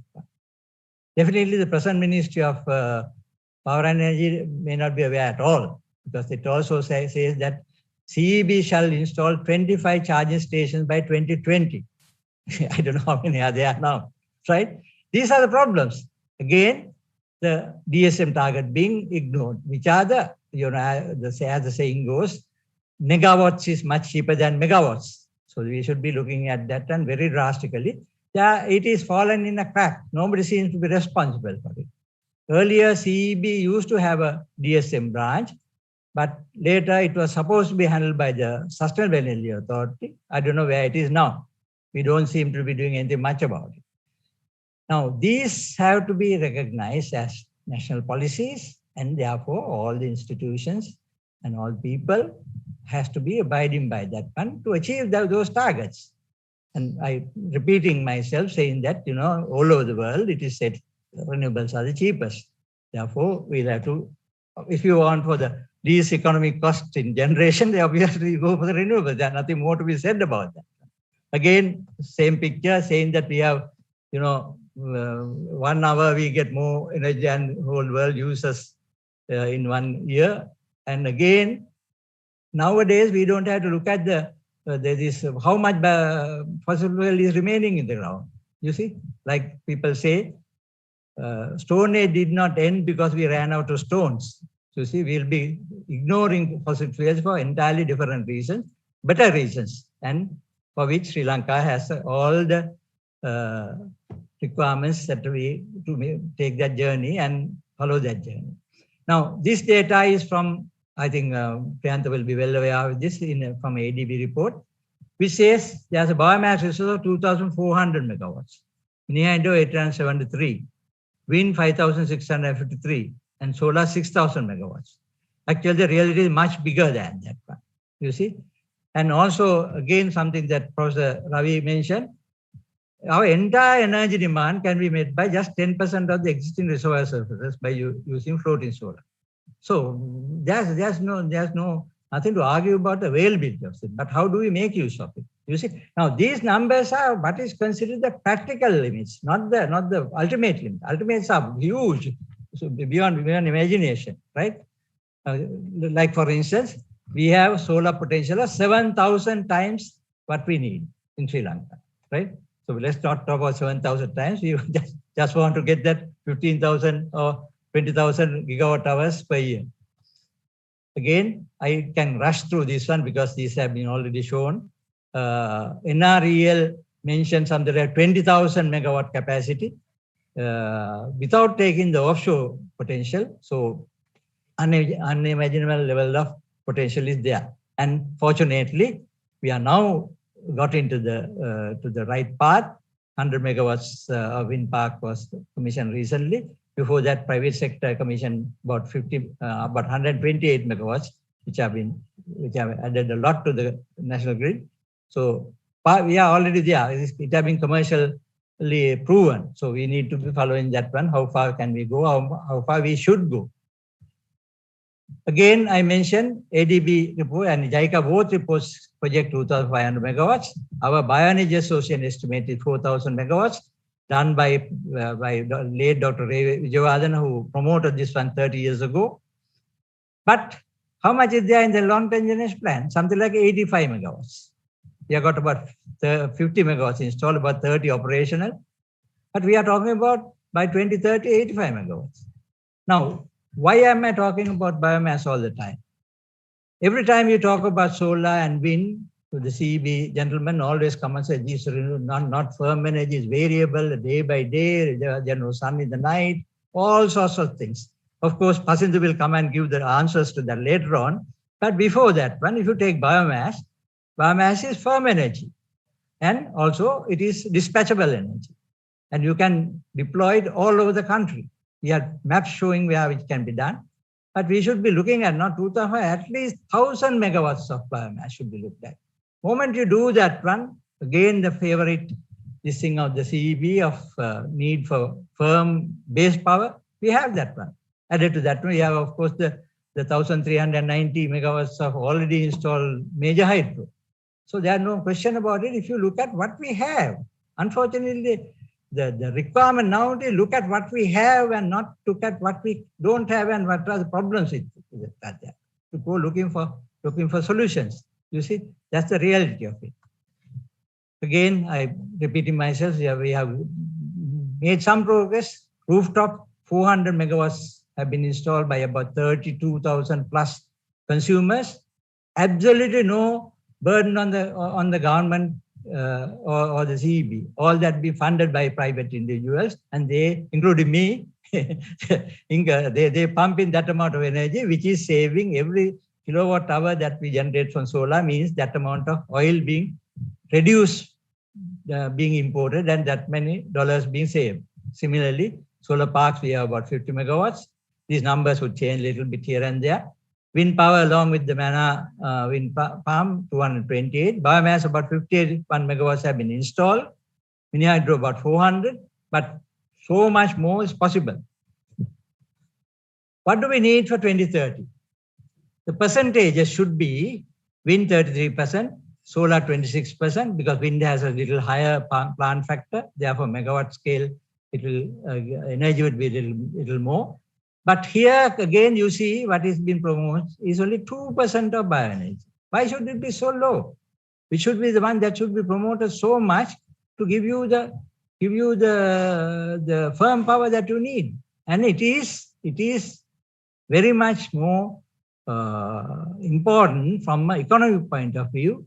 You see, if you do wind and solar, you actually, fortunately, there are no fuel costs. So other than the initial investment on the power plant, after that one, there's no fuel cost or no operating cost, nothing.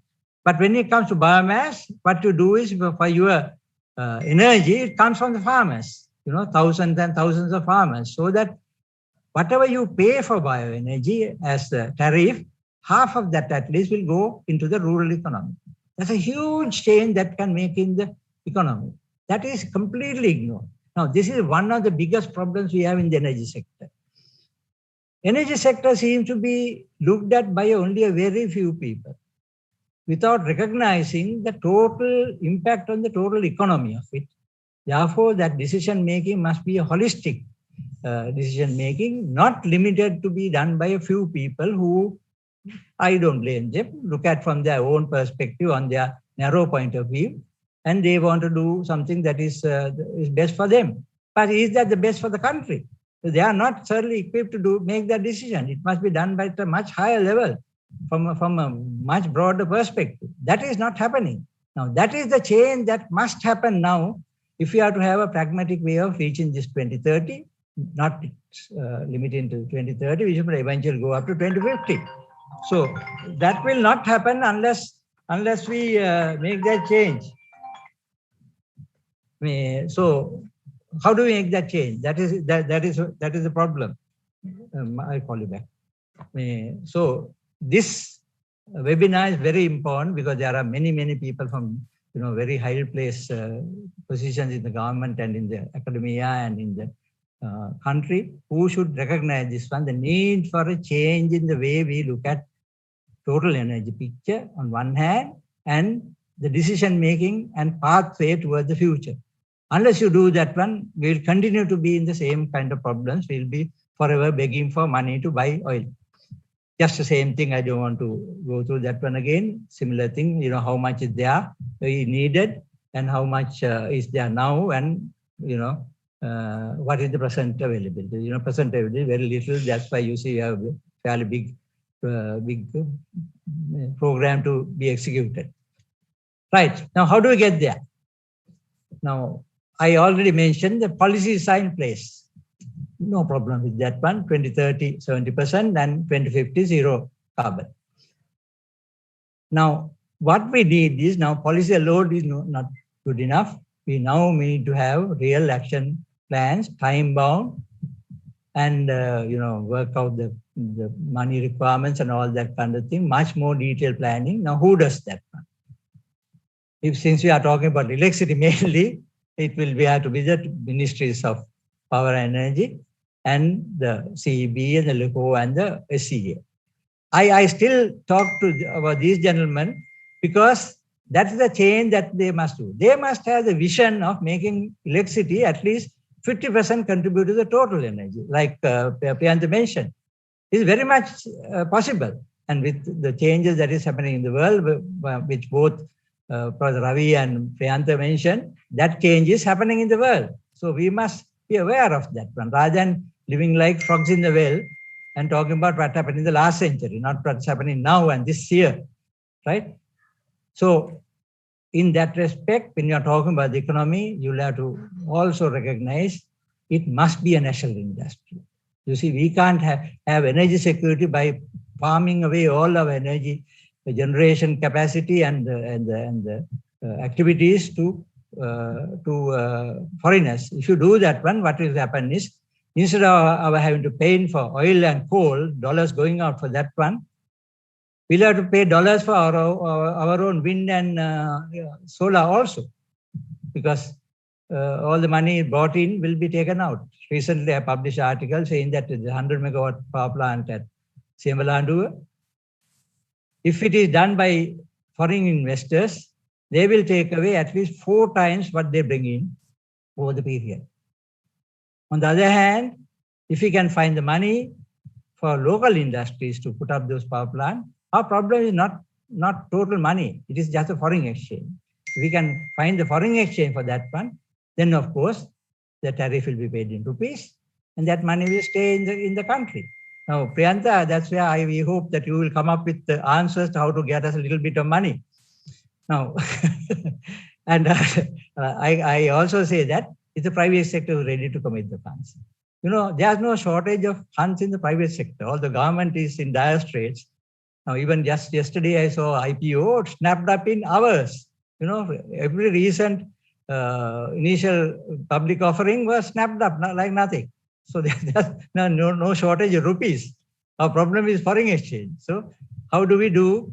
What can we do to make sure of that? And unfortunately, Sri Lanka is not doing anything at all about the renewable energy funds that are available to get that foreign exchange. I don't think there's a single project in Sri Lanka which have been funded by a clean carbon fund, right?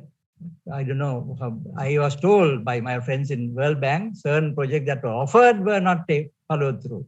You see, that's the reality of it. Because those things come to the government sector. They don't come to the private sector. Therefore, government, it depends on the man who's receiving that one for what his agendas are, what his thinking is, and they go waste. We need to come up with a mechanism where that kind of funding is available to the private sector itself. If you do that one, then of course the private sector will step into the breach and they can reach this 70% in no time at all. They are quite capable of doing that one without our having to depend on foreign investors per se. We need, of course, the foreign exchange to come in because unfortunately we have to buy all the equipment. So that is a situation at the present moment, and also confidence in the tariff and all that sort of thing, which are all going up and down with various people claiming all kinds of numbers, which erodes the confidence of anybody to invest in this. Those things will have to change. That again will have to change by taking it away to a higher echelon to decide what the energy sector should be doing and what should be the path. The president himself has taken the first step by declaring a target. So I hope that he will take the next few steps also to make sure that target is reached. Now here again, we have a huge role to be played by the prosumers, already proven. 400 megawatts the prosumers have put in with rooftop solar.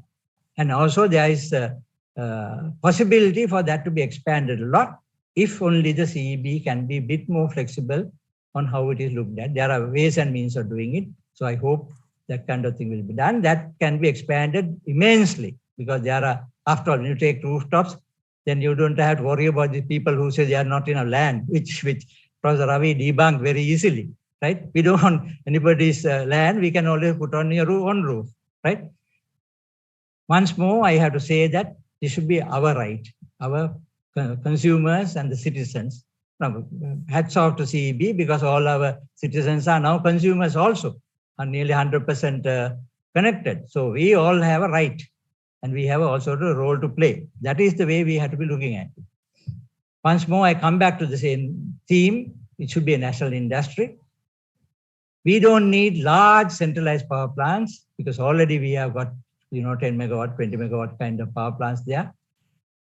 You have to be looking at, if you, for whatever reason, if you want 100 megawatt, right, make it 25 megawatts, 4 plants, or 10 plants or 10 megawatts, which can be done. It can be in the same location if there is a particular reason to do that. But you should not lump it as a 100 megawatt plant and say that, no, we don't have the money, we need foreigners to come and do this one. That is an entirely negative way of looking at it. Now, similarly, coming back to Dendro, 25 megawatt Dendro power plant, which has a 85% plant factor, is better than 100 megawatt solar park with a 20% plant factor.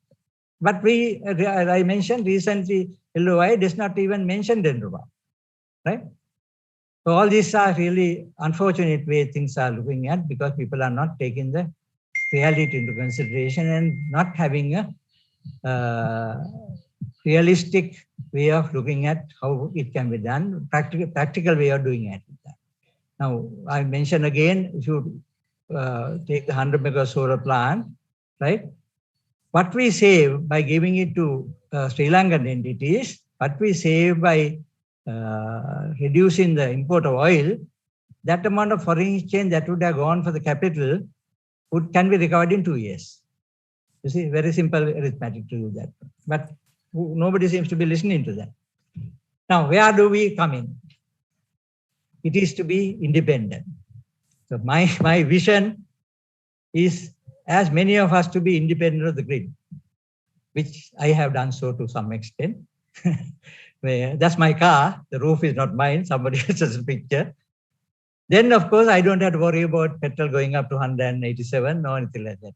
For the last 2 years, I didn't use a single drop of petrol.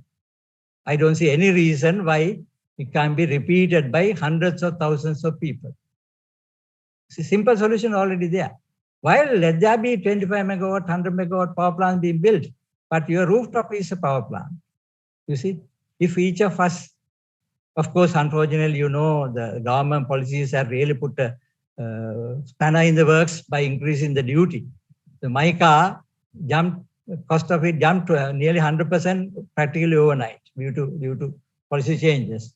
But if we can, now again, I go back to energy policy. It says that 25% of the light vehicles should be electric by 2023, mind you. Nothing is being done about it. Now those are the things that must get done. Then the burden is off the main utility and things like that. We are reducing the problem for them and reducing the huge losses that they'll be making, because by roping in the consumer to be the producer also. So the story is ending. This is already there that I also already mentioned. Every rooftop should be a power plant. Every garden should be a energy plantation, you see. And of course, batteries is the key. So I'm very glad to have Pasindu coming after me. I'm sure he'll be coming and telling people that, saying that, battery technology is still emerging, it is not proven, all that kind of thing, that stories you hear. He can very easily debunk that kind of stories, and we can be on the right path to gain this independence and also to achieve this target we have already set for ourselves, which we must. We have no question about it. We have to. If we don't do that, we are sunk. Right. So what is happening is that we have been taking money, even the liter of kerosene used in the village, we take it out and pump out into the outside. But it must change by all that money going back to the farmers, going back to our people, and okay, some minute amount might go away. That is the change we must happen, converting the drained into a spin. It is entirely within our scope, within our capabilities.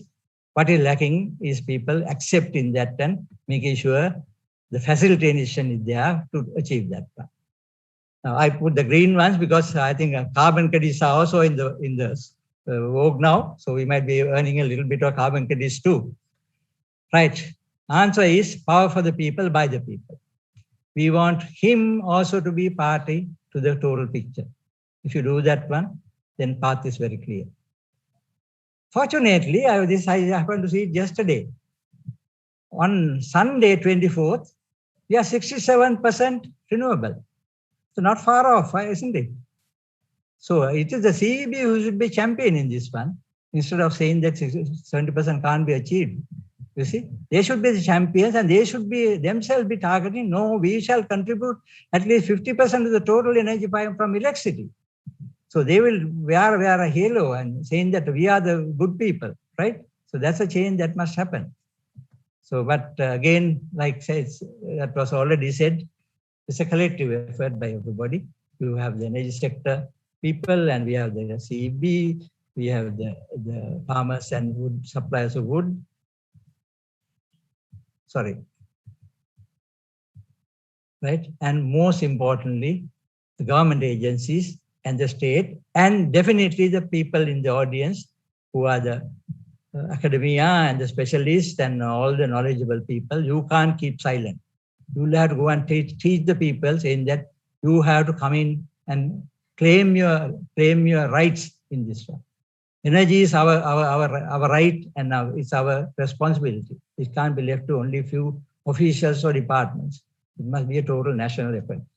Thank you very much, ladies and gentlemen. I'm very pleased to have, I think I would have taken a little bit more time than was given to us, but I could not help going through all the slides. Thank you very much. Thank you very much, sir, for sharing your insights with us. And our final speaker will be Engineer Pasindu Pallavela. And I would like to invite Dr. Shalini Mendis, who is the Secretary of the Section C of Sri Lanka Association for the Advancement of Science, to read his citation. Thank you, Jimmy. So Engineer Pasindu Pallavela is the founder and chairman of Storterra UK.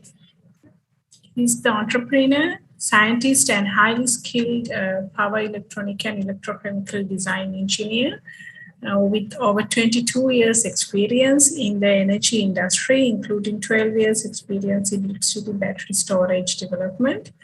Pasindo is the inventor of the single liquid flow battery technology and world's first proactive artificial intelligent coupled battery management system.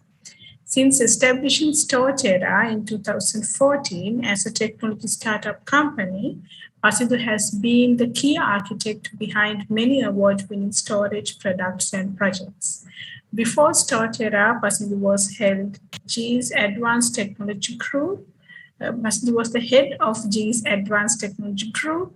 In the past, Pasindo was involved in projects such as Albanova Artificial Intelligence-based Smart Grid Development Project in Canada, EDF's first storage coupled peer-to-peer energy trading platform in the UK, megawatt scale passive boost HVDC system in Scotland, GE Prudent flow battery installation in California, USA, and led the electrical team which developed electrical drive train for Royal Navy's Type 26 Global Combat Ship. So I think everyone is waiting to hear from Engineer Pasindo. So over to you, sir. Thank you.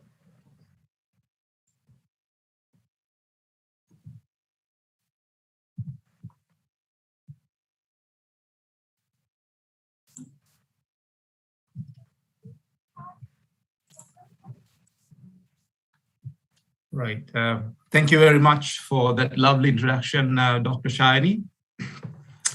And also I would like to thank all the resource persons or the speakers who spoke before me. Thank you very much for your excellent talks. And good afternoon, ladies and gentlemen. So first of all, I would like to thank National Science Foundation of Sri Lanka for inviting me to discuss about this very timely topic. So today I'm going to talk about the potential Sri Lanka has to become a leader in smart battery storage systems, especially in the South Asian region, right?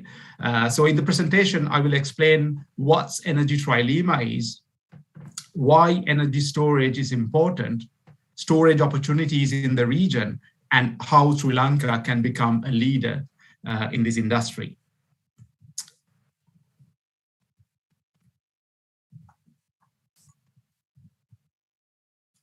Right. So before starting this presentation, I would like to quickly introduce myself and the work we do in a couple of lines. So I'm the founder and chairman of Storterra UK. We develop energy storage solutions for grid, commercial clients, industrial clients, and for transport electrification customers using our proprietary patented flow battery and energy management platform based on artificial intelligence. So at the moment, we are present in Europe, North America, and in Asia with over 500 large to small scale smart storage installations. Right, so I'm going to approach the presentation theme from a completely different topic, the climate crisis. Obviously, a lot of speakers before me spoke about it. Today, wherever you look, as Professor Ravi said, you just see catastrophic climate events taking place all around the world, leaving us with scorching temperatures, droughts, floods, acid rains, decrease in harvest, disarrayed livelihood, and very unfortunately, hundreds of lost human lives. Now, this picture was taken in May 2016, just after Hurricane Ronu swept across Sri Lanka, causing havoc all around the country. We lost more than 200 lives. That's 200 lives within a few days. So there's no doubt that everybody understands the great necessity of fighting climate crisis without a delay. Anyways, going back to climate crisis, many years ago, it was discovered that 93% of the heat trapped by greenhouse effect gets deposited in world's oceans, leading the way to the climate change. So this is why Colombo's temperature is not 45 degrees Celsius, but much lower. You know, we are talking about this 1 degree change because the oceans are absorbing all that heat. So oceans around the world are absorbing the heat. So back in 2015, a group of scientists from University of Miami discovered something very interesting. what they discovered was that out of all the heat absorbed by oceans around the world, 70%, a staggering 70% will find its way into the Indian Ocean, right? That's the ocean around Sri Lanka. So that's a massive amount of heat, given that 93% gets into the sea. So this is not good news because Sri Lanka is surrounded by Indian Ocean, and a small difference in the ocean temperature can create a huge impact to our climatic patterns, right? So we are so much reliant on our climatic patterns as well, which were there unchanged for hundreds of years. And as a nation, the question is, what are we going to do about this? Sri Lanka is a small country, and this is a global issue. So what can a small island population do, or what can individuals do? So my next slide has the answer, ladies and gentlemen. So the solution is flood selfies. Well, I was joking there, but this is the reason I literally love all Sri Lankans. We know how to enjoy the moment regardless of all the trouble, we have. So actually, I see this as something very positive. Anyway, this picture is very famous in media around the world just after catastrophic floods we had in 2016 May. Even though the picture is quite controversial, the picture tells us a story which helps us to focus attention on something very important. We face more and more disastrous events like this because of the climate crisis. And we all know that we need to move towards energy sustainability to control these problems, which involves using more renewable energy, increasing efficiency in energy utilization, and so on. My previous presenters spoke about these things.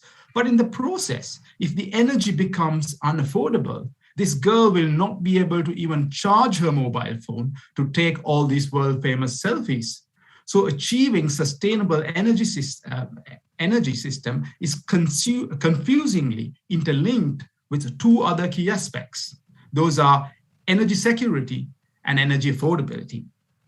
So the World Energy Council calls this as energy trilemma. So this simple diagram here shows what energy trilemma is. So as you can see in the picture, a triangle is used to link three variables: energy security, energy affordability, and energy sustainability. The three variables cannot be thought of independently. Now, when we try to produce energy using sustainable methods, energy can become a bit too expensive due to its intermittency, right? But then again, we should not compromise the energy security of a country in the process of making cheap energy, or we shouldn't fall into the trap of spending a fortune for energy infrastructure development. So these factors are interlinked and have created this vicious circle of trilemma, making hard to achieve true energy sustainability. Now, this is where energy storage comes in. If you take energy sustainability, right, energy storage systems can solve the problem arising from intermittent nature of renewable energy and helps to match the demand with supply. Storage also helps to resolve energy security related issues. For example, distributed energy storage can solve grid infrastructure related issues. Storage can enable widespread use of renewables and increase energy security of countries like Sri Lanka, which rely on imported fossil fuel. And low-cost energy storage systems helps to solve energy affordability or the energy cost by bringing down the levelized cost of energy. So you can see that low-cost, locally produced energy storage is the key enabling factor here. So the previous slide, I explained how important energy storage is for any nation. In this section, we are going to talk about how Sri Lanka can become a leader in smart storage. By the way, the picture shown here is one of Storterra's megawatt scale energy storage systems installed in Scotland, UK, to provide stacked grid services. So in 2020, 97.5% of Scotland's energy generation came from renewable sources, thanks to UK's grid services scheme. So I'm going to talk about those services later in the presentation.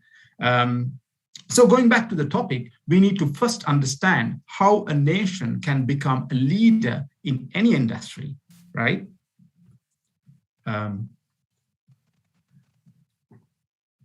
So well-known business gurus like Michael Porter says that nations which leads industries do not get there by inheritance, right? It does not grow out of country's natural resources or because of its large population or its currency value, for example. A nation's competitiveness depends on its ability to attract right people, the capacity of its industry to innovate, and capacity of industry to upgrade. So these are the three factors. And for an industry, companies gain advantage against the world's best competitors because of pressure and challenge, nothing else, right? They benefit from having strong domestic rivals, aggressive home-based suppliers, and demanding local customers. So this local or regional demand is extremely important if any nation wants to lead an industry. Right. Okay. Let's look at an example. That's why I have a picture of Rolex here. Let's take Swiss watches as an example. Now, Swiss watches are clearly the market leader in world luxury watch market. If you take brands such as Rolex, it has a staggering 25% of luxury watch market. That's a massive percentage for a single company, believe me. A Swiss national living in the UK founded Rolex while he was in the UK in 1900s and then moved back to Switzerland after World War I. Now, in 1900s, Switzerland wasn't anywhere close to be the market leader of luxury watch markets. What they did was they promoted and groomed thousands of very innovative watch component manufacturers in Switzerland. By doing this, Switzerland upgraded the traditional pocket watches, right? Those big pocket watches they used to have in 1900s, and spherical table watches to wristwatches, right? So that's the innovation. If you take companies like Rolex, which took the Swiss watches to the world, they didn't manufacture all watch components till the 21st century. They bought components from the local watch innovators and assembled watches. So this is what's needed to become a leader of an industry: ability to attract right people, industry's capacity to innovate, and industry's capacity to upgrade. In the next slide, I'm going to quickly discuss about opportunities Sri Lanka has to become a leader in the region for smart battery storage systems. So Sri Lanka has some very specific opportunities as a country. Quite happy to say that. The geographical location is a blessing for the country. Proximity to countries which are adopting renewable energy in an accelerating pace, exploding EV industries in these countries, massive telecom markets, and even high population provides a perfect market opportunity with regard to energy storage. The next opportunity is the capacity of our industry to upgrade and innovate. If you look at Sri Lanka's garment manufacturing industry, it has actually shown high level of innovation and capability to upgrade compared to regional competitors. This shows that country's industry has the ability to innovate and outperform regional competitors. The final and most important opportunity is the availability of natural resources such as graphite, ilmenite, apatite, as Professor Ranjit Senaratne mentioned before, which can be used to manufacture battery varieties such as lithium ferrophosphate and lithium titanate. Now, these battery types are specifically applicable for energy systems related storage, such as co-locating with renewables, distribution network support, and transmission network support. Now, Professor Ravi shared a Ragoni plot of energy storage systems before. So a Ragoni plot shows like which battery type suits which industry kind of thing. I can share one later on. I might not have time in this presentation. So I will quickly explain some examples in the next couple of slides on how we can use energy storage for energy systems, for example, especially using these battery types I mentioned. Now, so how can smart batteries support the grid, right? In next couple of slides, I'm going to explain one application area of batteries. So that's grid support services. I think a lot of people were expecting this, so I thought like I might just talk about this. So how can smart batteries support the grid? Now, grid services can be categorized into at least 4 major categories. The most important service category is balancing and ancillary services, right? So, a lot of people talk about grid inertia and things like that. That's a very old term. There's nothing called grid inertia anymore. So the main category is balancing and ancillary services. The others are transmission owner and distribution network operator asset services. And then you have wholesale and capacity market services. And the last one is distributed energy resource services, or simply smart grids. So let's quickly discuss what these services are. So as I mentioned before, the most important battery grid service category is balancing and ancillary services, right? Now, what's balancing and ancillary services? Now, batteries can provide enhanced frequency response, maintaining the grid frequency, which is a low-cost way to regulate frequency or the grid inertia. And then batteries work as a fast-acting reserve to quickly inject the required energy to make up for the shortfalls. So this minimizes reserve cost. And then comes footroom. What's footroom? Footroom is the ability to turn a generator up or down when it is not running at full capacity. So injecting electricity from battery storage reduces the footroom and helps balancing the grid at a lowest possible cost. The last one, there's quite a lot of services under balancing and ancillary services, which is shown in the picture here, but my apologies because it's not very clear. So the last one I'm going to talk about under ancillary services is in an unlikely event of a total blackout, batteries can be used to restart at a local level.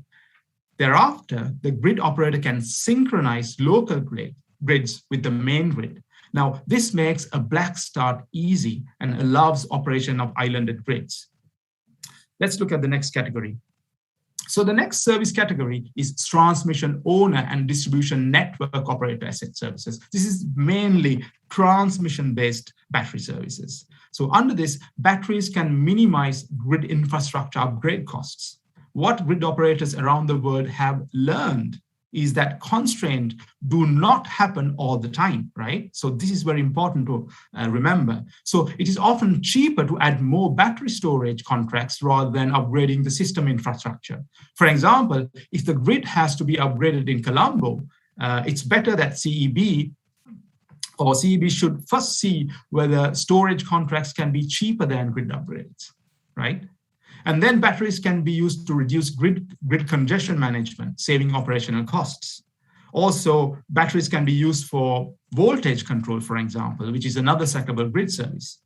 So these are like some services under transmission owner and DNO asset services. And the third category is the wholesale and capacity market services. Batteries can reduce wholesale energy costs. The wholesale cost of energy is higher at peak times, such as early evenings, for example, in Sri Lanka. And grid operators can store electricity in batteries during low demand periods and then inject this into the system during peak time. As more battery storage supplies enter the market, this should reduce the cost even more. And then something quite standard is like batteries can optimize self-consumption, reducing grid upgrade costs, right? This is a very simple concept. For example, many large factories have solar panels on the roof.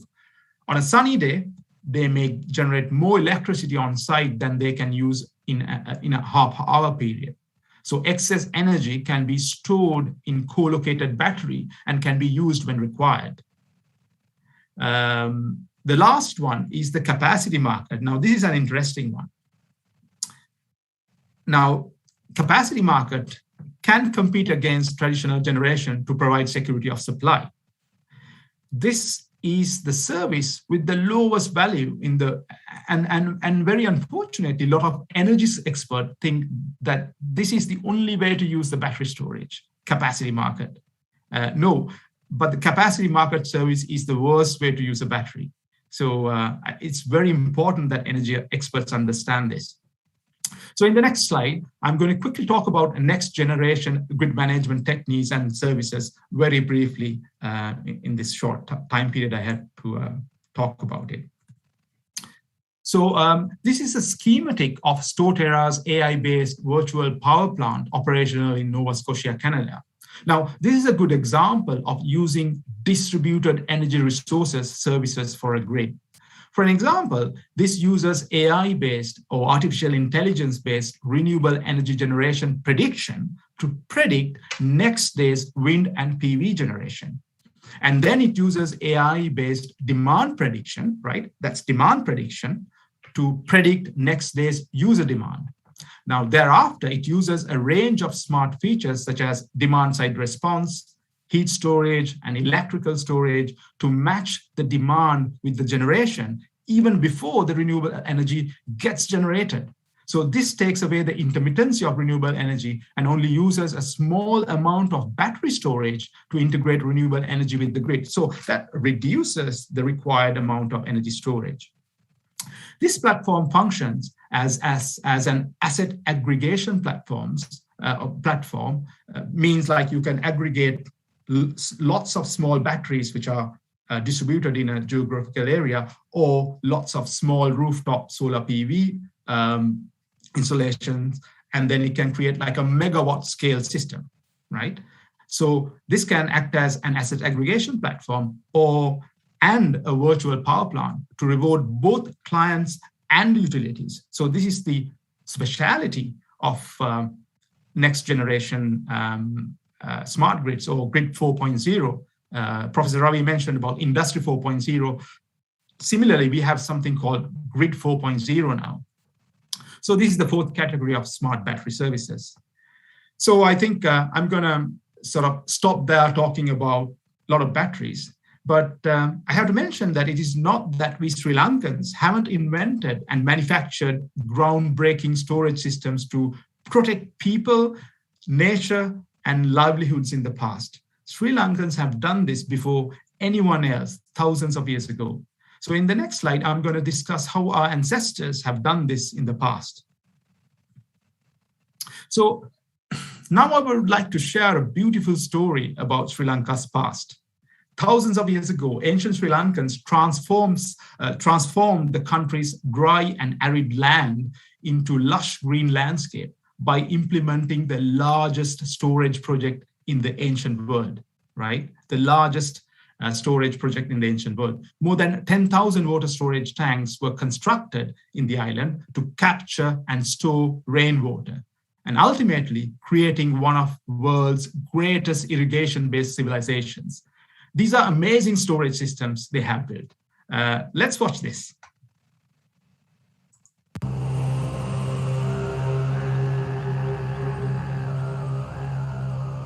In Sri Lanka, access to water has always depended on the monsoon rains.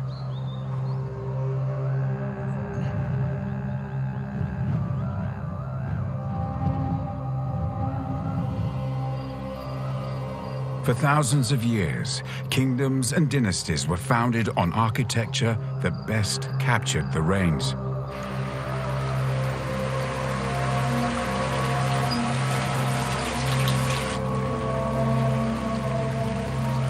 With a reliable source of water all year round, these ancient cities grew in size and sophistication. Culture and religion flourished.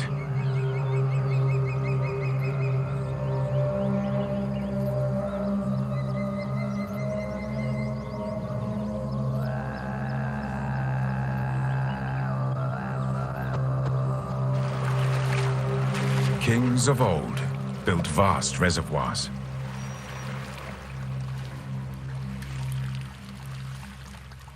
This reached its height 800 years ago with King Parakrama the Great.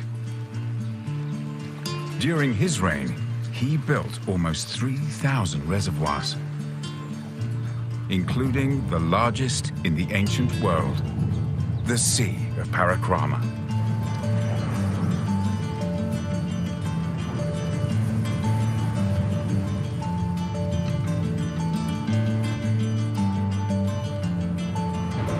The king declared, "Let not one drop of rain reach the sea without benefiting man."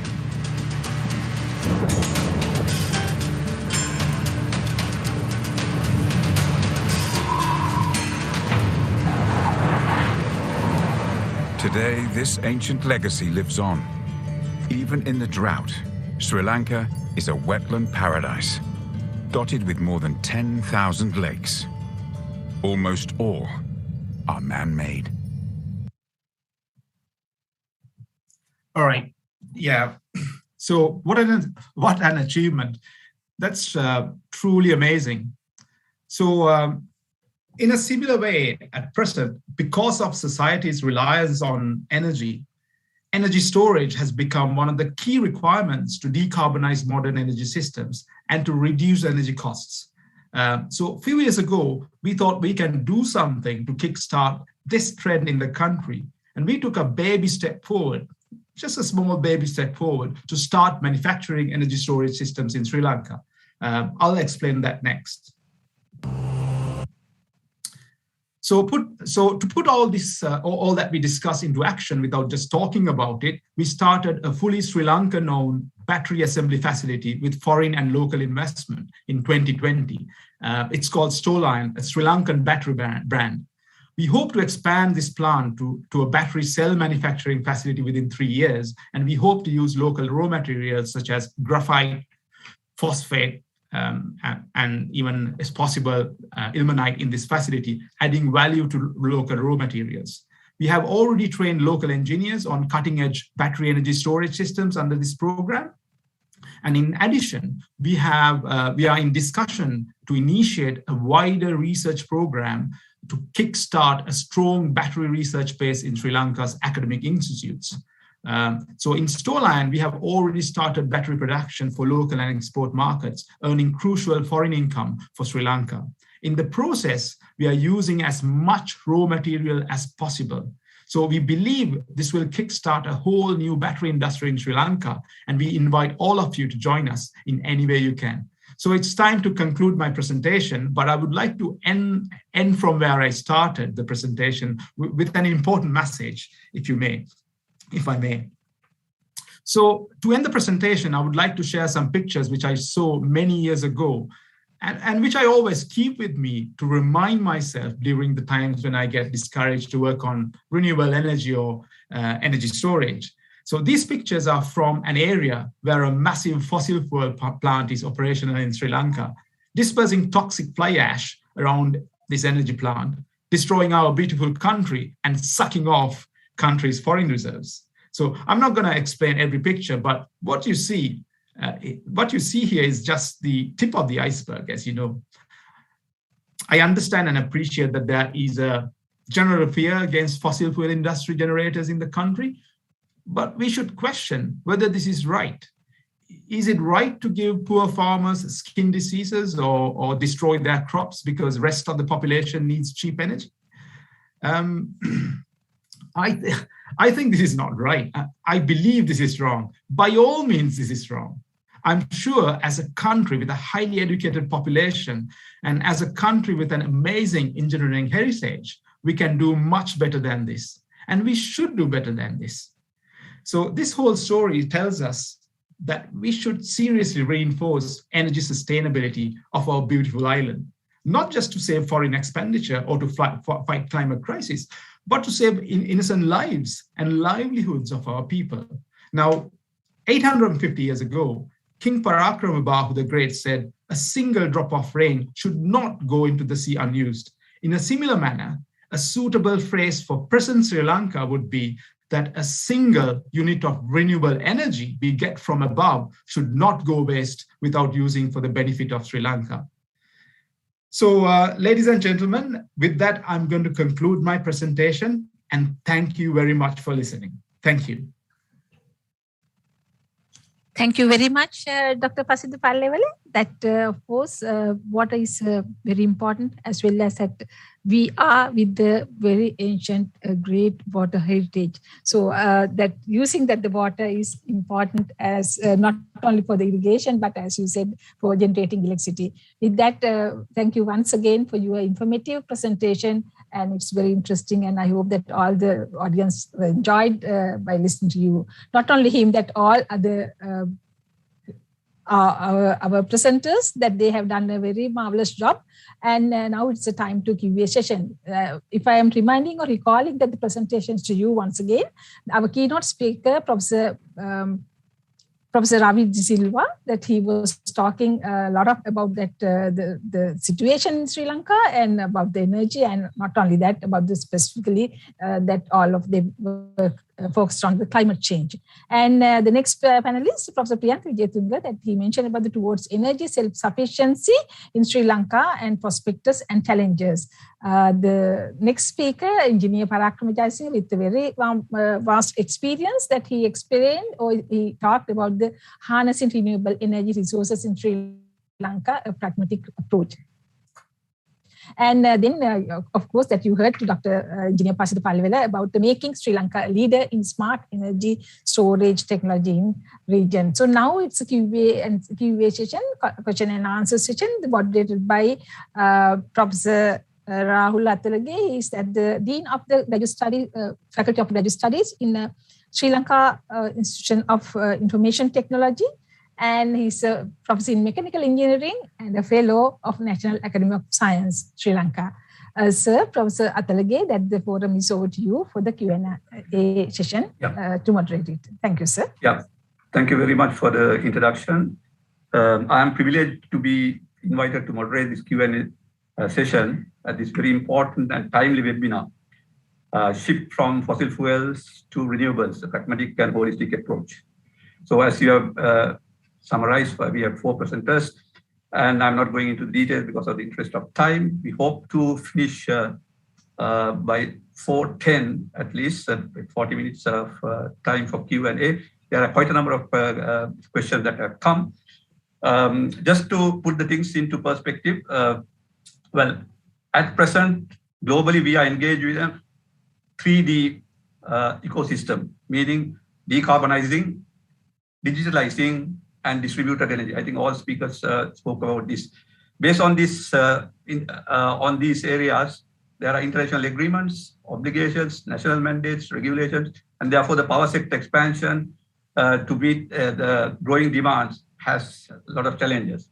If you take the Sri Lankan power sector, its landscape has few or several important cornerstones. First, Paris agreements, sustainable development goals, and NDCs. That is from the international perspective. Then second, declining cost of renewable energy compared to fossil fuels. This was highlighted by Professor Ravi and also by all the speakers. Then from a local perspective, 70% of electricity generation by 2020 from renewable energy, catering the electricity growth demand and its evolution according to the local standards. We also have a technology-specific long-term generation plan of the CEB that we have to arrive with, and complying with utility regulations and the present grid network that we have to deal with. And so with this, the backdrop, I would, as the moderator, start with one question, 1 or 2 questions from the panelists, and then I will give the forum to the audience who have sent their questions by the chat box, which have been filtered to a certain extent. My question would be first to Professor Ravi Silva. As you had mentioned, well, I also collected information from the International Renewable Energy Agency, which was published in July 2021. It says the renewable energy presents the countries tied to coal with an economically attractive phase-out agenda that ensures that they meet growing energy demand, savings of costs, additional jobs, boosting growth, and meeting climate ambitions. Well, based on what you have presented and also seeing the backdrop of this renewable energy cost going down, you have already given the solutions, how we should look at, how we should fall in line with the global scenario. We cannot be decoupled and going backwards. But to our engineering community, how do you tell or sharing experience, what kind of initial steps that our engineering community should embrace to start with this, the new paradigm shift of taking all these factors into account? Professor Ravi? Thank you, Professor Rahul. That's a huge scope for me to cover, but what I'm going to try to do is to use some of the comments made by my fellow panelists in trying to answer that. But you're absolutely correct. The IRENA report effectively says, at present, no government has a justified reason not to invest and decarbonize their energy supply. So I think the starting point is following Professor Parakrama's comments. At present, we need the prosumers to tell the government that they have to start embracing renewable energy. If they do not want to do so, give us facts and figures. As the engineers in this audience and financiers, we can understand numbers. If you can prove that you can give fossil fuels that are cheaper, we can certainly look into it. But as we've seen, we don't really have to look very far. From an economic sense, it's the cheapest. If we have the environmental part that Dr. Pasidhu brought up, you can see the untold effects of having some of these fossil fuel plants around, the environmental impact. Now, again, someone could say that in the case of solar and wind, there will be environmental impact. Yes, of course, but we need to engineer systems so that it becomes much more friendly. From a UK perspective, within the last 6 months, we've given permission for Cleve Hill, a 350 megawatt solar plant to run without any government subsidies. Now, this is unheard of, to run renewable energy projects without having subsidy. And in that case, there was a biodiversity report done. And what the biodiversity report found was that the biodiversity increased by 54% rather than decreased as a result of the solar plant being commissioned. So once more, whether it's on financial grounds, whether it's on environmental grounds, whether it's on affordability grounds, or whether it's on something to give back to our children as part of their heritage. Now, a number of people commented on that in terms of Professor Dr. Pasidhu, as well as Professor Parakrama, that this should be part of the heritage. Sri Lanka has sun, and the sunlight should be freely used for its society, for its people. And I think now is the time for the consumers, the prosumers, to get together and prepare the necessary solutions. And if I may, in the last couple of seconds, just say the solutions that are being made by Engineer Pasidhu and others is perfect for a country. Sri Lanka has one of the most ingenious populations. They can find solutions when no one else can find them. We need to harness that power in order to get the best out of our people.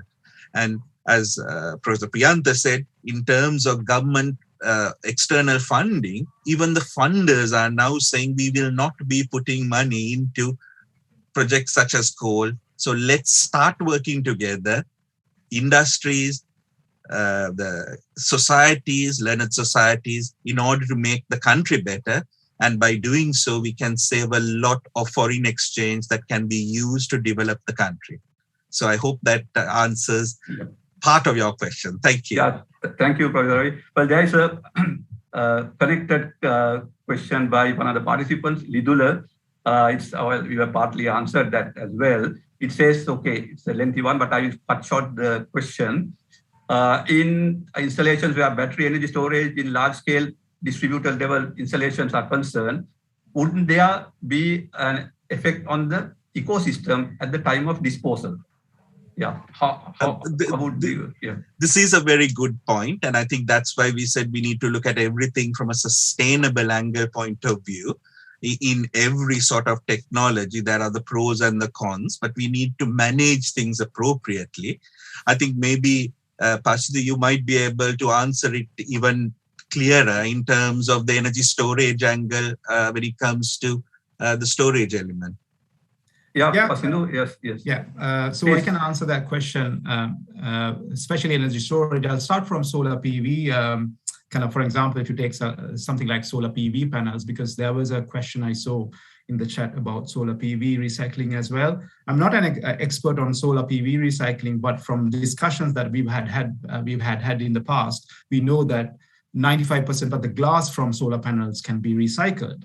And then you can, what the recycling plan looks like is the very basic one. They're going to heat it up to 500 Celsius. And what they say is the plastic will evaporate, which can be captured. And then you can recycle even the silicon. So solar panels can be recycled if you have the quantity. I don't know whether we can do it in Sri Lanka or not, but they can be recycled. And when it comes to energy storage, we have a very good plan. At the moment, what they do is they do something called incineration, where they incinerate the batteries and try to recover the material using hydrometeorological methods. But what we have as a plan, especially in the UK, is we are working quite closely with BASE, Professor Ravi mentioned BASE, Department of Business, Energy and Industrial Strategy. So the flow battery that we have already developed, we can capture lithium from recycled sources and use that low quality lithium in our flow battery. So for example, there are many technologies developing so they can reuse batteries.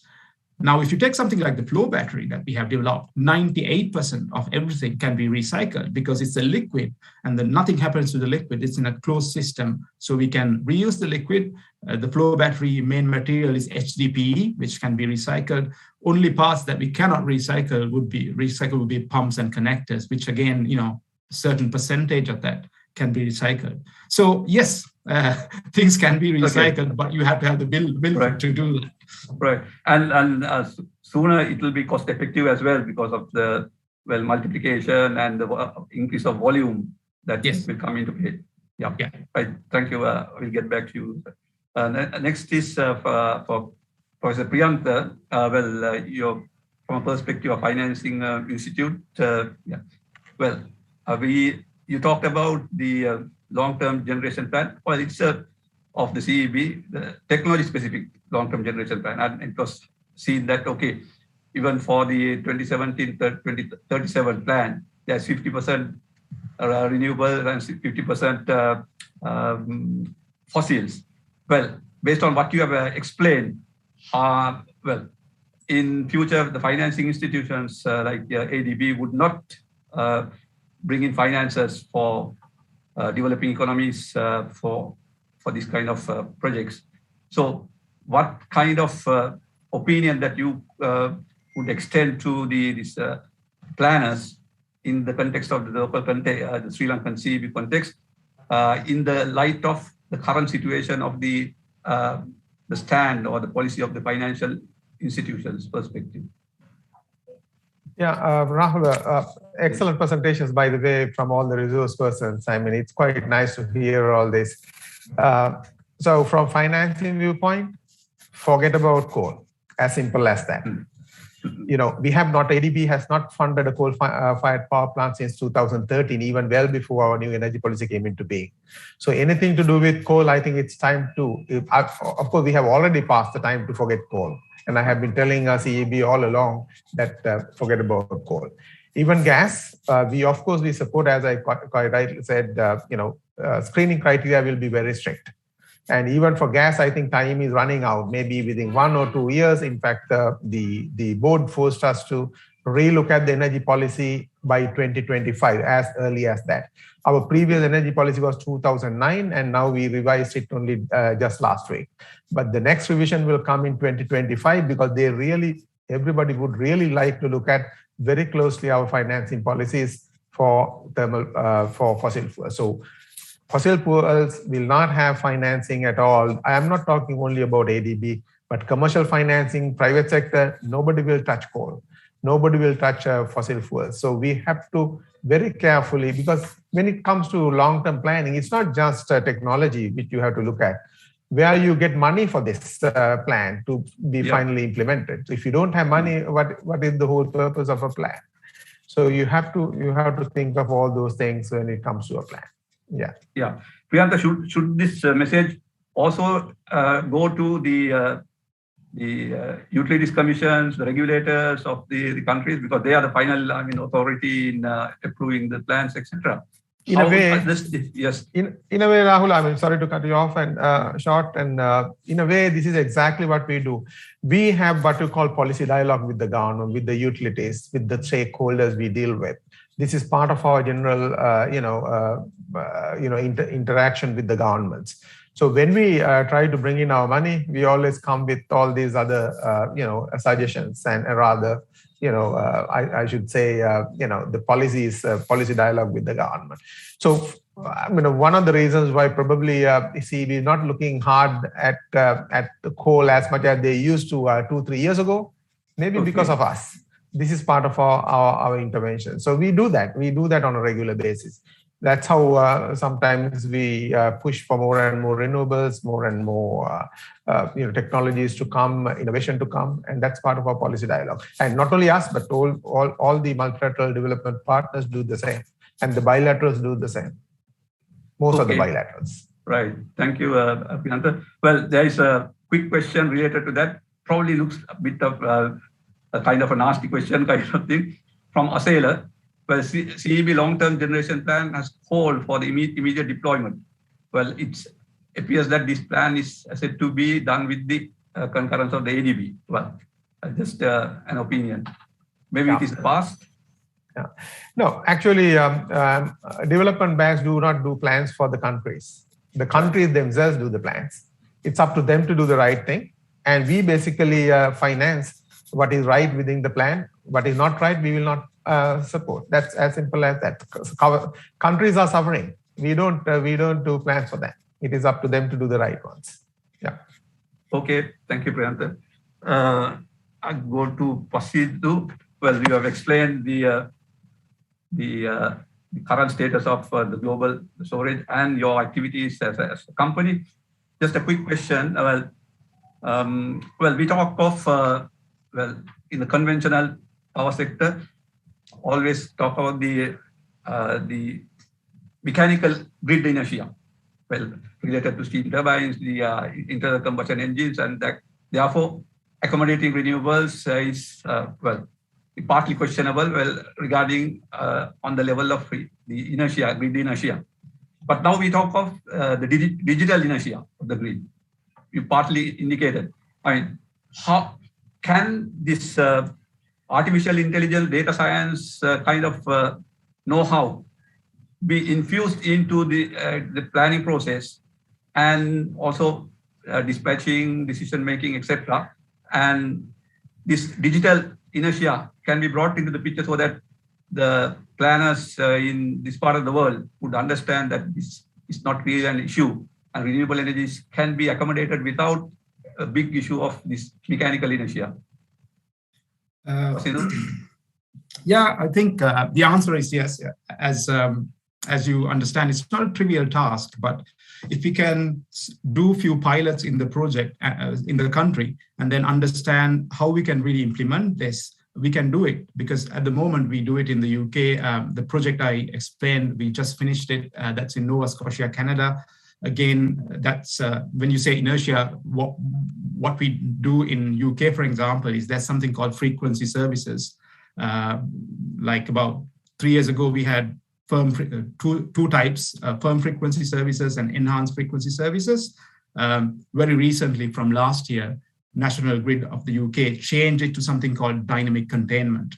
So like these are all methods of looking after inertia digitally. So what you do is you carefully monitor the frequency variation and you use batteries to keep frequency within a small, small area, small, threshold sort of gap. So by doing this, yes, you can definitely maintain the inertia. And then going beyond that, you raise a very good question, Professor, about things like demand side response, how can we use artificial intelligence and so on. And yes, the beauty of this is if you develop some software, say for Colombo, then you don't need infrastructure to implement it to Kandy. You don't need infrastructure to implement it to New Orleans. So it's scalable.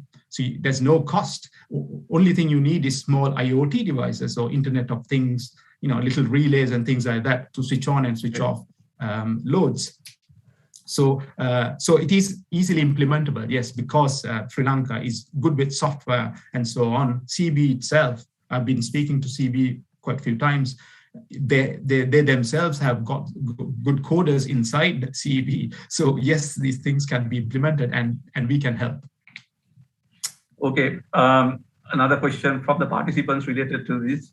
From Lilanta, maybe you, Pasindu, are the ancillary services provided are regulated by the OFGM?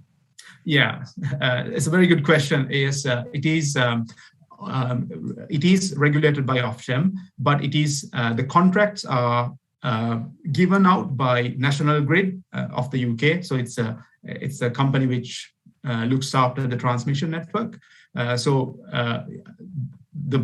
The best thing about the UK's grid is Ofgem. So we have a very strong regulatory body, and they do not let distribution operators or transmission operators or energy vendors to do whatever they want. It has been well regulated. So if the government sets a policy, then Ofgem makes sure that those guys implement it. Whereas, there's no monopoly here. There's an oligopoly because there are 6 big companies which handle the distribution, but still even they have to comply with whatever that is set by Ofgem. So because of Ofgem, National Grid has to use ancillary services from battery systems and so on and absorb all the renewable energy given to the network. So that's the short answer. Oh, okay, thank you, Pasindu. I'll then move on to Engineer Parakram Jayasinghe. Well, you gave a very overview of the energy perspective in general as a holistic approach, the issues related to not only electricity, but energy as a whole. The renewable energy is as a deficiency because it's a limitation of low energy density. If you take solar energy, 1,000 watts per meter squared, wind, maximum wind velocity, biomass, calorific value, etc. So I just would like to know from Parakram, how do you see the expansion of renewable energy? Because of this low density of availability, in the case of a country like Sri Lanka, what would be the challenges that we would face? Of course, Professor Ravi indicated floating solar, going to offshore, etc. Especially when it comes to the others, like especially biomass. How do you see the challenge from one side, the availability of land, and the other side, the agriculture, competing with agriculture for food? How do you see this issue taken as a challenge? Yeah, to start with regard to solar and wind and all that one, I think Professor Ravi already answered. Yes. Solar, he indicated that all this story about not having enough land is really nonsense. You see, we have enough land and what we require is a very small amount. So I don't need to answer that anymore. When it comes to biomass, again, this is the myth that has been propagated that we need land to grow the fuel wood for it. Now, the message we have been trying to convey for 20, 30 years along is that we don't need extra land. What we are saying is we use the land that is already available in the agricultural sector, which is there, it's already on the ground, so that we don't go looking for new lands. And the present land itself will generate fair amount of biomass required as in addition to the many other benefits that will do. Right now is a correct period of time when we are talking about this chemical fertilizer thing.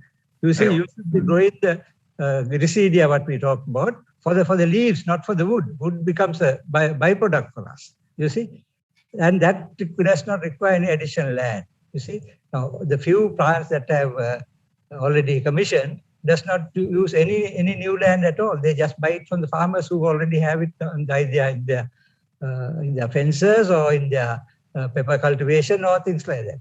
You see, that availability is enormous. That is why we say that the potential is 4,000 megawatts, not the 2,500 that ADB talks about, if you really have the guts to do it. You see, this is being always be looked at in the most sort of without any kind of foresight of what can be done. You remember the past president, Mr.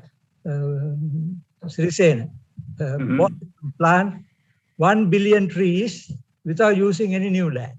I wish he had done that at least 1/10 or 1/100th of that. Right. 1 billion trees would have given us 500 megawatts of dendropower. You see, without using any lands. He was in the right path, targeting the existing agricultural land. You see, and also it has also the synergy of, using things like algae cropping and all that, which Dr. Ray had been promoting, which enhances the food production because it provides the fertility also, and it also provides the fodder for the livestock. All those things go together. That is why I say that we can't be looking at electricity or the energy only. It has to be looked at the holistic way as how it promotes the total economy. And that's a huge method of transferring so much of funds to the rural economy. You see, none of this has been looked at. People just look at the very narrow viewpoint and think that the dendro energy comes from, cutting down trees, which is already grown and or having to grow entirely new plantation, nothing like that. But so you see, if anybody wants to know a bit more about it, they can just visit our website to get all the necessary information. I think that should answer the question. Yeah, there are two questions to you connected from the participants. From Namis Musafar, why not harness the potential of waste to energy through anaerobic digestion route, not only incineration? You have any thoughts on this? Yes, very, very definitely. he was very much in the know. I think he knows the answer already. You see, although we did commission incineration plant for waste to energy, that was the wrong choice at all. You see, it should have gone through the sort of biological process and created biogas first. That way, we'll reduce the amount of pollution that would have been emanating anyway, and would have been much better technology to have used. I don't know for what reason. When that tender was floated, that offer was there. You go through the anaerobic digestion route. Unfortunately, it was not picked up. That's a route to go, very definitely.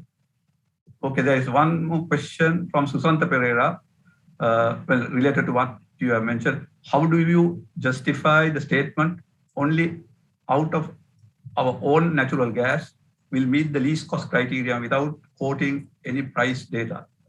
Any thoughts about this? Yeah. Anyway, this I mentioned in this one through the message. Information I got from the PRDS. Right. Okay. Well, here again, it depends on how clever we are in getting into agreements. You see, with the developers. After all, it will have to be developed with foreign assistance. We won't be able to develop that one. If you do that one, on one hand, that it will not have to be paid for in dollars to start with. Other one is, of course, what is the negotiation we go through, and how do we fix prices? Those remains to be seen. You see, but we have some control in that at least, because we are co-owner of that. So that you have to be clever enough to do that one. So not the kind of agreements we have been going through in the past, where we have sold the country out. Right. Thank you, Para. Is Shavindranath still in the audience? Well, I can, Shavindranath Fernando, former GM, CEB. Well, he has raised a question. It's a lengthy question, but I would take this opportunity to give him to pose the question verbally to the panel. If Shavi is there, Shamila, can you unmute Mr. Shavindranath Fernando to raise the question?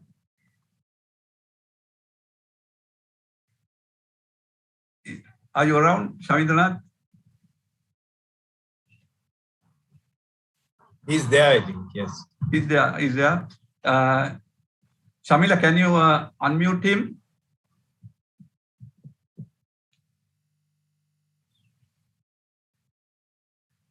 Is it? He's on, I think. Right. Shavi, yeah, you can go ahead.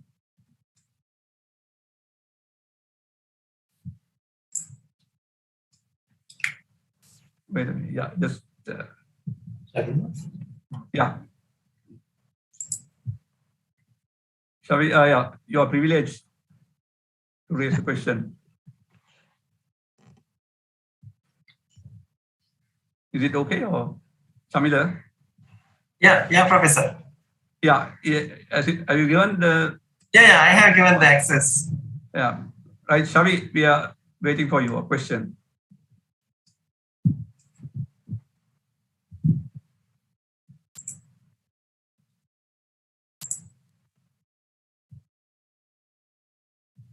Yes, that.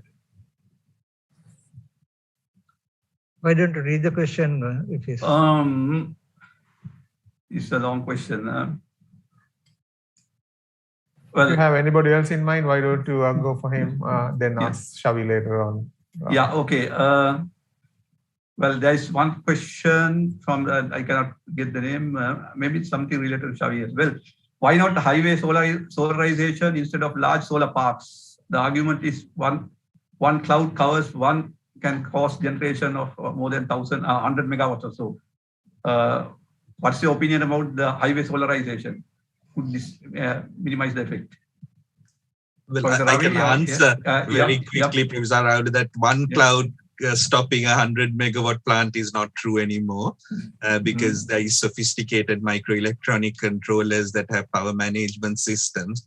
So one cloud will probably stop one cloud worth of shading of a system where you have parallel energy delivery system. So that's no longer true. It may have been true in the older days, or if you're looking at a single house. Okay, right. Thank you, Professor Ravi. Rahul, can I add something to that? Yeah, Farah. I do wish my good friend K.C. Somarath is on the audience. Okay. He has been promoting highway solarization for a long time. In theory, he is quite right. But the question has always been by the cost angle, how does it work out economically, cost-wise, financially? Otherwise, nobody can refute his arguments on that one. I suppose it will come one day, because particularly that's another answer to these people who say that we don't have land. But usually we go for the easy ones first. The other ones are much easier. Then again, adding to what Professor Ravi mentioned, one good reason is also not to have 100 megawatt plants in one place. So it's better get it distributed, then your chances of getting cloud coverage that much reduced. And I think at the moment it's just the cost can be reduced significantly by having things together. But very interestingly, with regard to highways and solar, Prime Minister Modi wants to cover every single waterway that he has, water conduit, with solar panels, again, in order to get maximum water throughout the country in India and to stop evaporation. So again, the idea of having solar cells on the highway may not be all that bad, provided we can get a supplier who can provide that service at a suitable power purchase agreement cost. And I think it all comes down to being able to be affordable by the people. And as I think Professor Priyantha said, it's the plan that the government puts forward that needs to be backed by the financiers. And if putting highway solar is 10 times more expensive than having a solar farm, it's economically more viable to keep it in a solar farm. Okay, right. Thank you, Prof.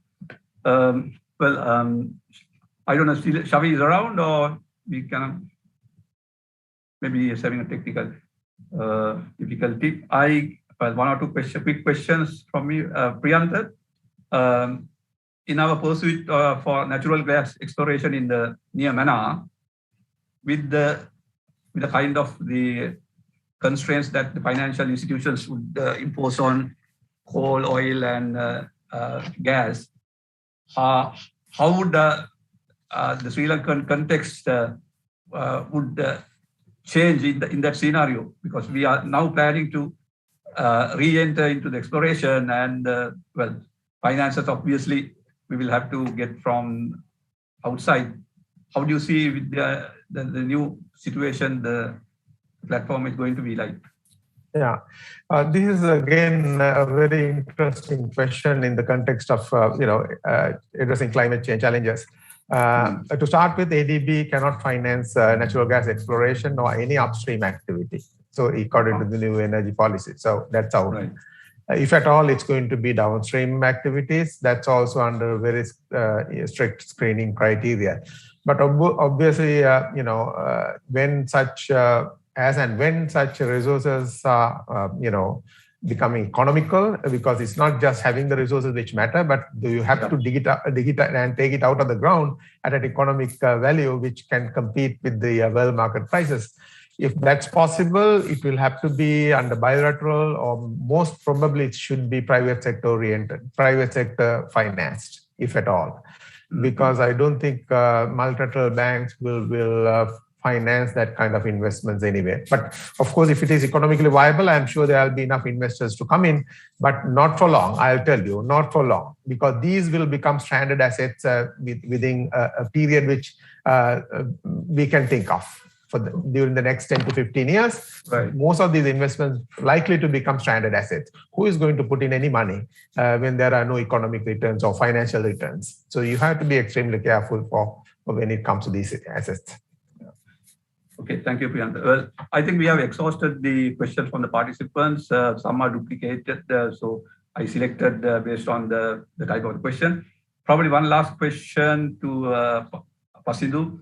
Well, what opportunities and competitive advantages that Sri Lanka has with graphite has as an energy storage development in line of your activities that you have described?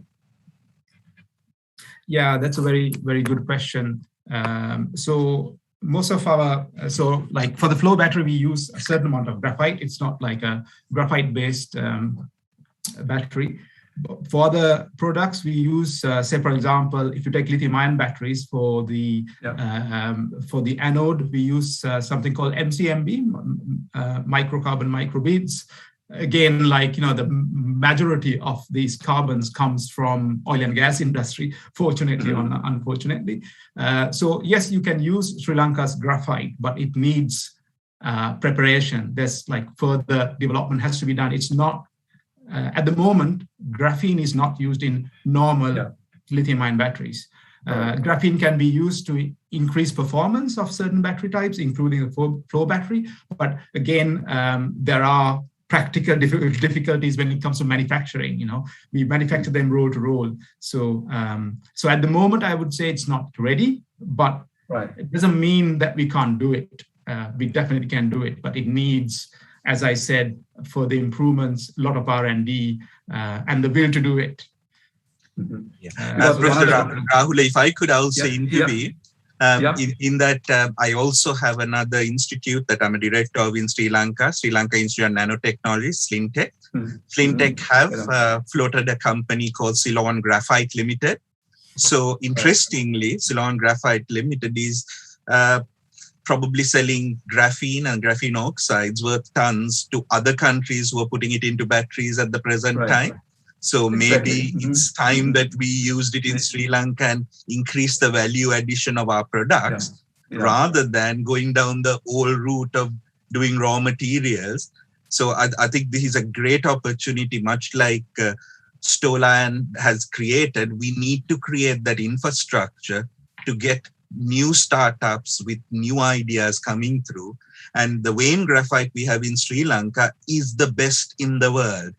So instead of having the standard graphite, we have vein graphite coming out of the graphite mines. And we need to start value adding to that product in order to make sure that we properly use it in whether it's intercalation or whether it's on batteries that need electrodes. But this is happening, and it's probably where most of the graphene and graphene oxides are currently used. Yeah, so that's a competitive advantage for for the local industry if somebody wants to really explore it. Right. Yeah. I think, okay, we have exhausted the questions from the participants and we have adequately harassed the panelists with the questions. Just to end my session, I would like to request all the panelists to give a take-home message to our participants and in winding up this Q&A session. Can we start with Professor Ravi? Take-home message for our participants? I think my message is a very simple one. Now, every journey starts with a single step, and I think having this meeting probably is that single step that allows us to maybe create a tsunami to push through the prosumers a new renewable energy dawn for that country that really is blessed with all these natural resources. Thank you. Thank you, Professor Ravi. Thank you for the encouragement. Professor Priyantha, brief take home. Frankly, nothing much to add apart from what we have been talking about. Anyway, my advice is think beyond yourself, your institution, and even beyond your country if you want to do something for the sector. Yeah, thank you, Priyantha, for the interventions. And Parakrama, Engineer Parakrama. Yeah. My take home message. Yes. Yeah, my message is simple. We are not starting at the bottom. We are starting, like I showed you last Sunday, it was 67% renewables. So it's a very small step forward. But the change has to be a paradigm shift in the thinking. Energy should be a Sri Lankan industry, and it should be a driver of our GDP rather than just a supporting thing. If you do that one, we'll get both ways, gain both ways. And the people, consumers should be the decision makers. It can't be left to somebody just sitting on some decision making. Government will have to take charge of it, and it must be country-wide, economy-wide thinking that must come in. If you do that one, we are winning. Thank you, Para, for your thoughts. Pasidu, the final. Yeah. So it's pretty short, my message. I just want to say, like, looking at the questions that we heard, what I want to really say is nothing is impossible if you have the will to do it. It is very obvious that we have to take the country to that renewable energy path. Let's take baby steps. Let's get together and do it. It's possible. Thank you. Thank you very much. Thank you. So from me, a big thank you to all the panelists, keynote speaker, Professor Ravi, Professor Vijay Tunga, Engineer Parakma Jayasinghe, and Engineer Pasidu Pallevela. And big thank you, and also to the participants for your contributions, sending questions, and for the encouragement that you have extended by participating in this. And with that, I will conclude my task and get back to my work and then hand over the reins to Shantasri. Thank you so much. Thank you very much. Thank you very much, Rahul. Okay, so I'd like to... Thank you very much, sir. My task is to deliver the closing remarks on behalf of the National Science Foundation and joint organizers. First and foremost, I would like to express my deepest gratitude to speakers, Professor Ravi Silva, keynote speaker, Professor Priyantha Jayatunga, Professor Parakrama Jayasinghe, and Engineer Pasidu Pallawala, and also the moderator, Professor Rahul Atlage, for your excellent contribution to our webinar today to make an successful webinar. Hearing and learning from deliberations, it has educated me and all of us here on how renewable energy could be harnessed for development of the nation in economically sound, environmentally friendly, and socially responsible manner. Webinar help us to have a better understanding of emerging trends in this very important sector in the global context and strategies, approaches if Sri Lanka is to shift from the fossil fuel to renewables. I know I'm not going to recap since already take-home messages given by each and every panel speaker. So before I conclude my concluding remarks, I must thank Professor Ranjit Senaratne, Chairman of the National Science Foundation, for his excellent guidance and advise us in organizing and tapping the correct resource persons to make this event a successful event. All this raises the obvious question, why not all players in the sector come together to steer the work towards an actionable solution? My appreciation goes to all who attended the webinar, helped to make it such a successful event. I would also like to convey a special thank to Professor Banduni for excellent coordination, Mr. Chamila from ISLN for facilitating the Zoom host, my team, International Affairs Division of NSF for their valuable, tireless effort making the event, and Mr. Madhava, IT Manager of NSF, for your contributions towards running a smooth event. And finally, thank you very much, a big thank, and have a nice day. Thank you. Thank you. Thank you very much. Thanks, everybody. Thank you very much, Mr. Shankar. Thank you all.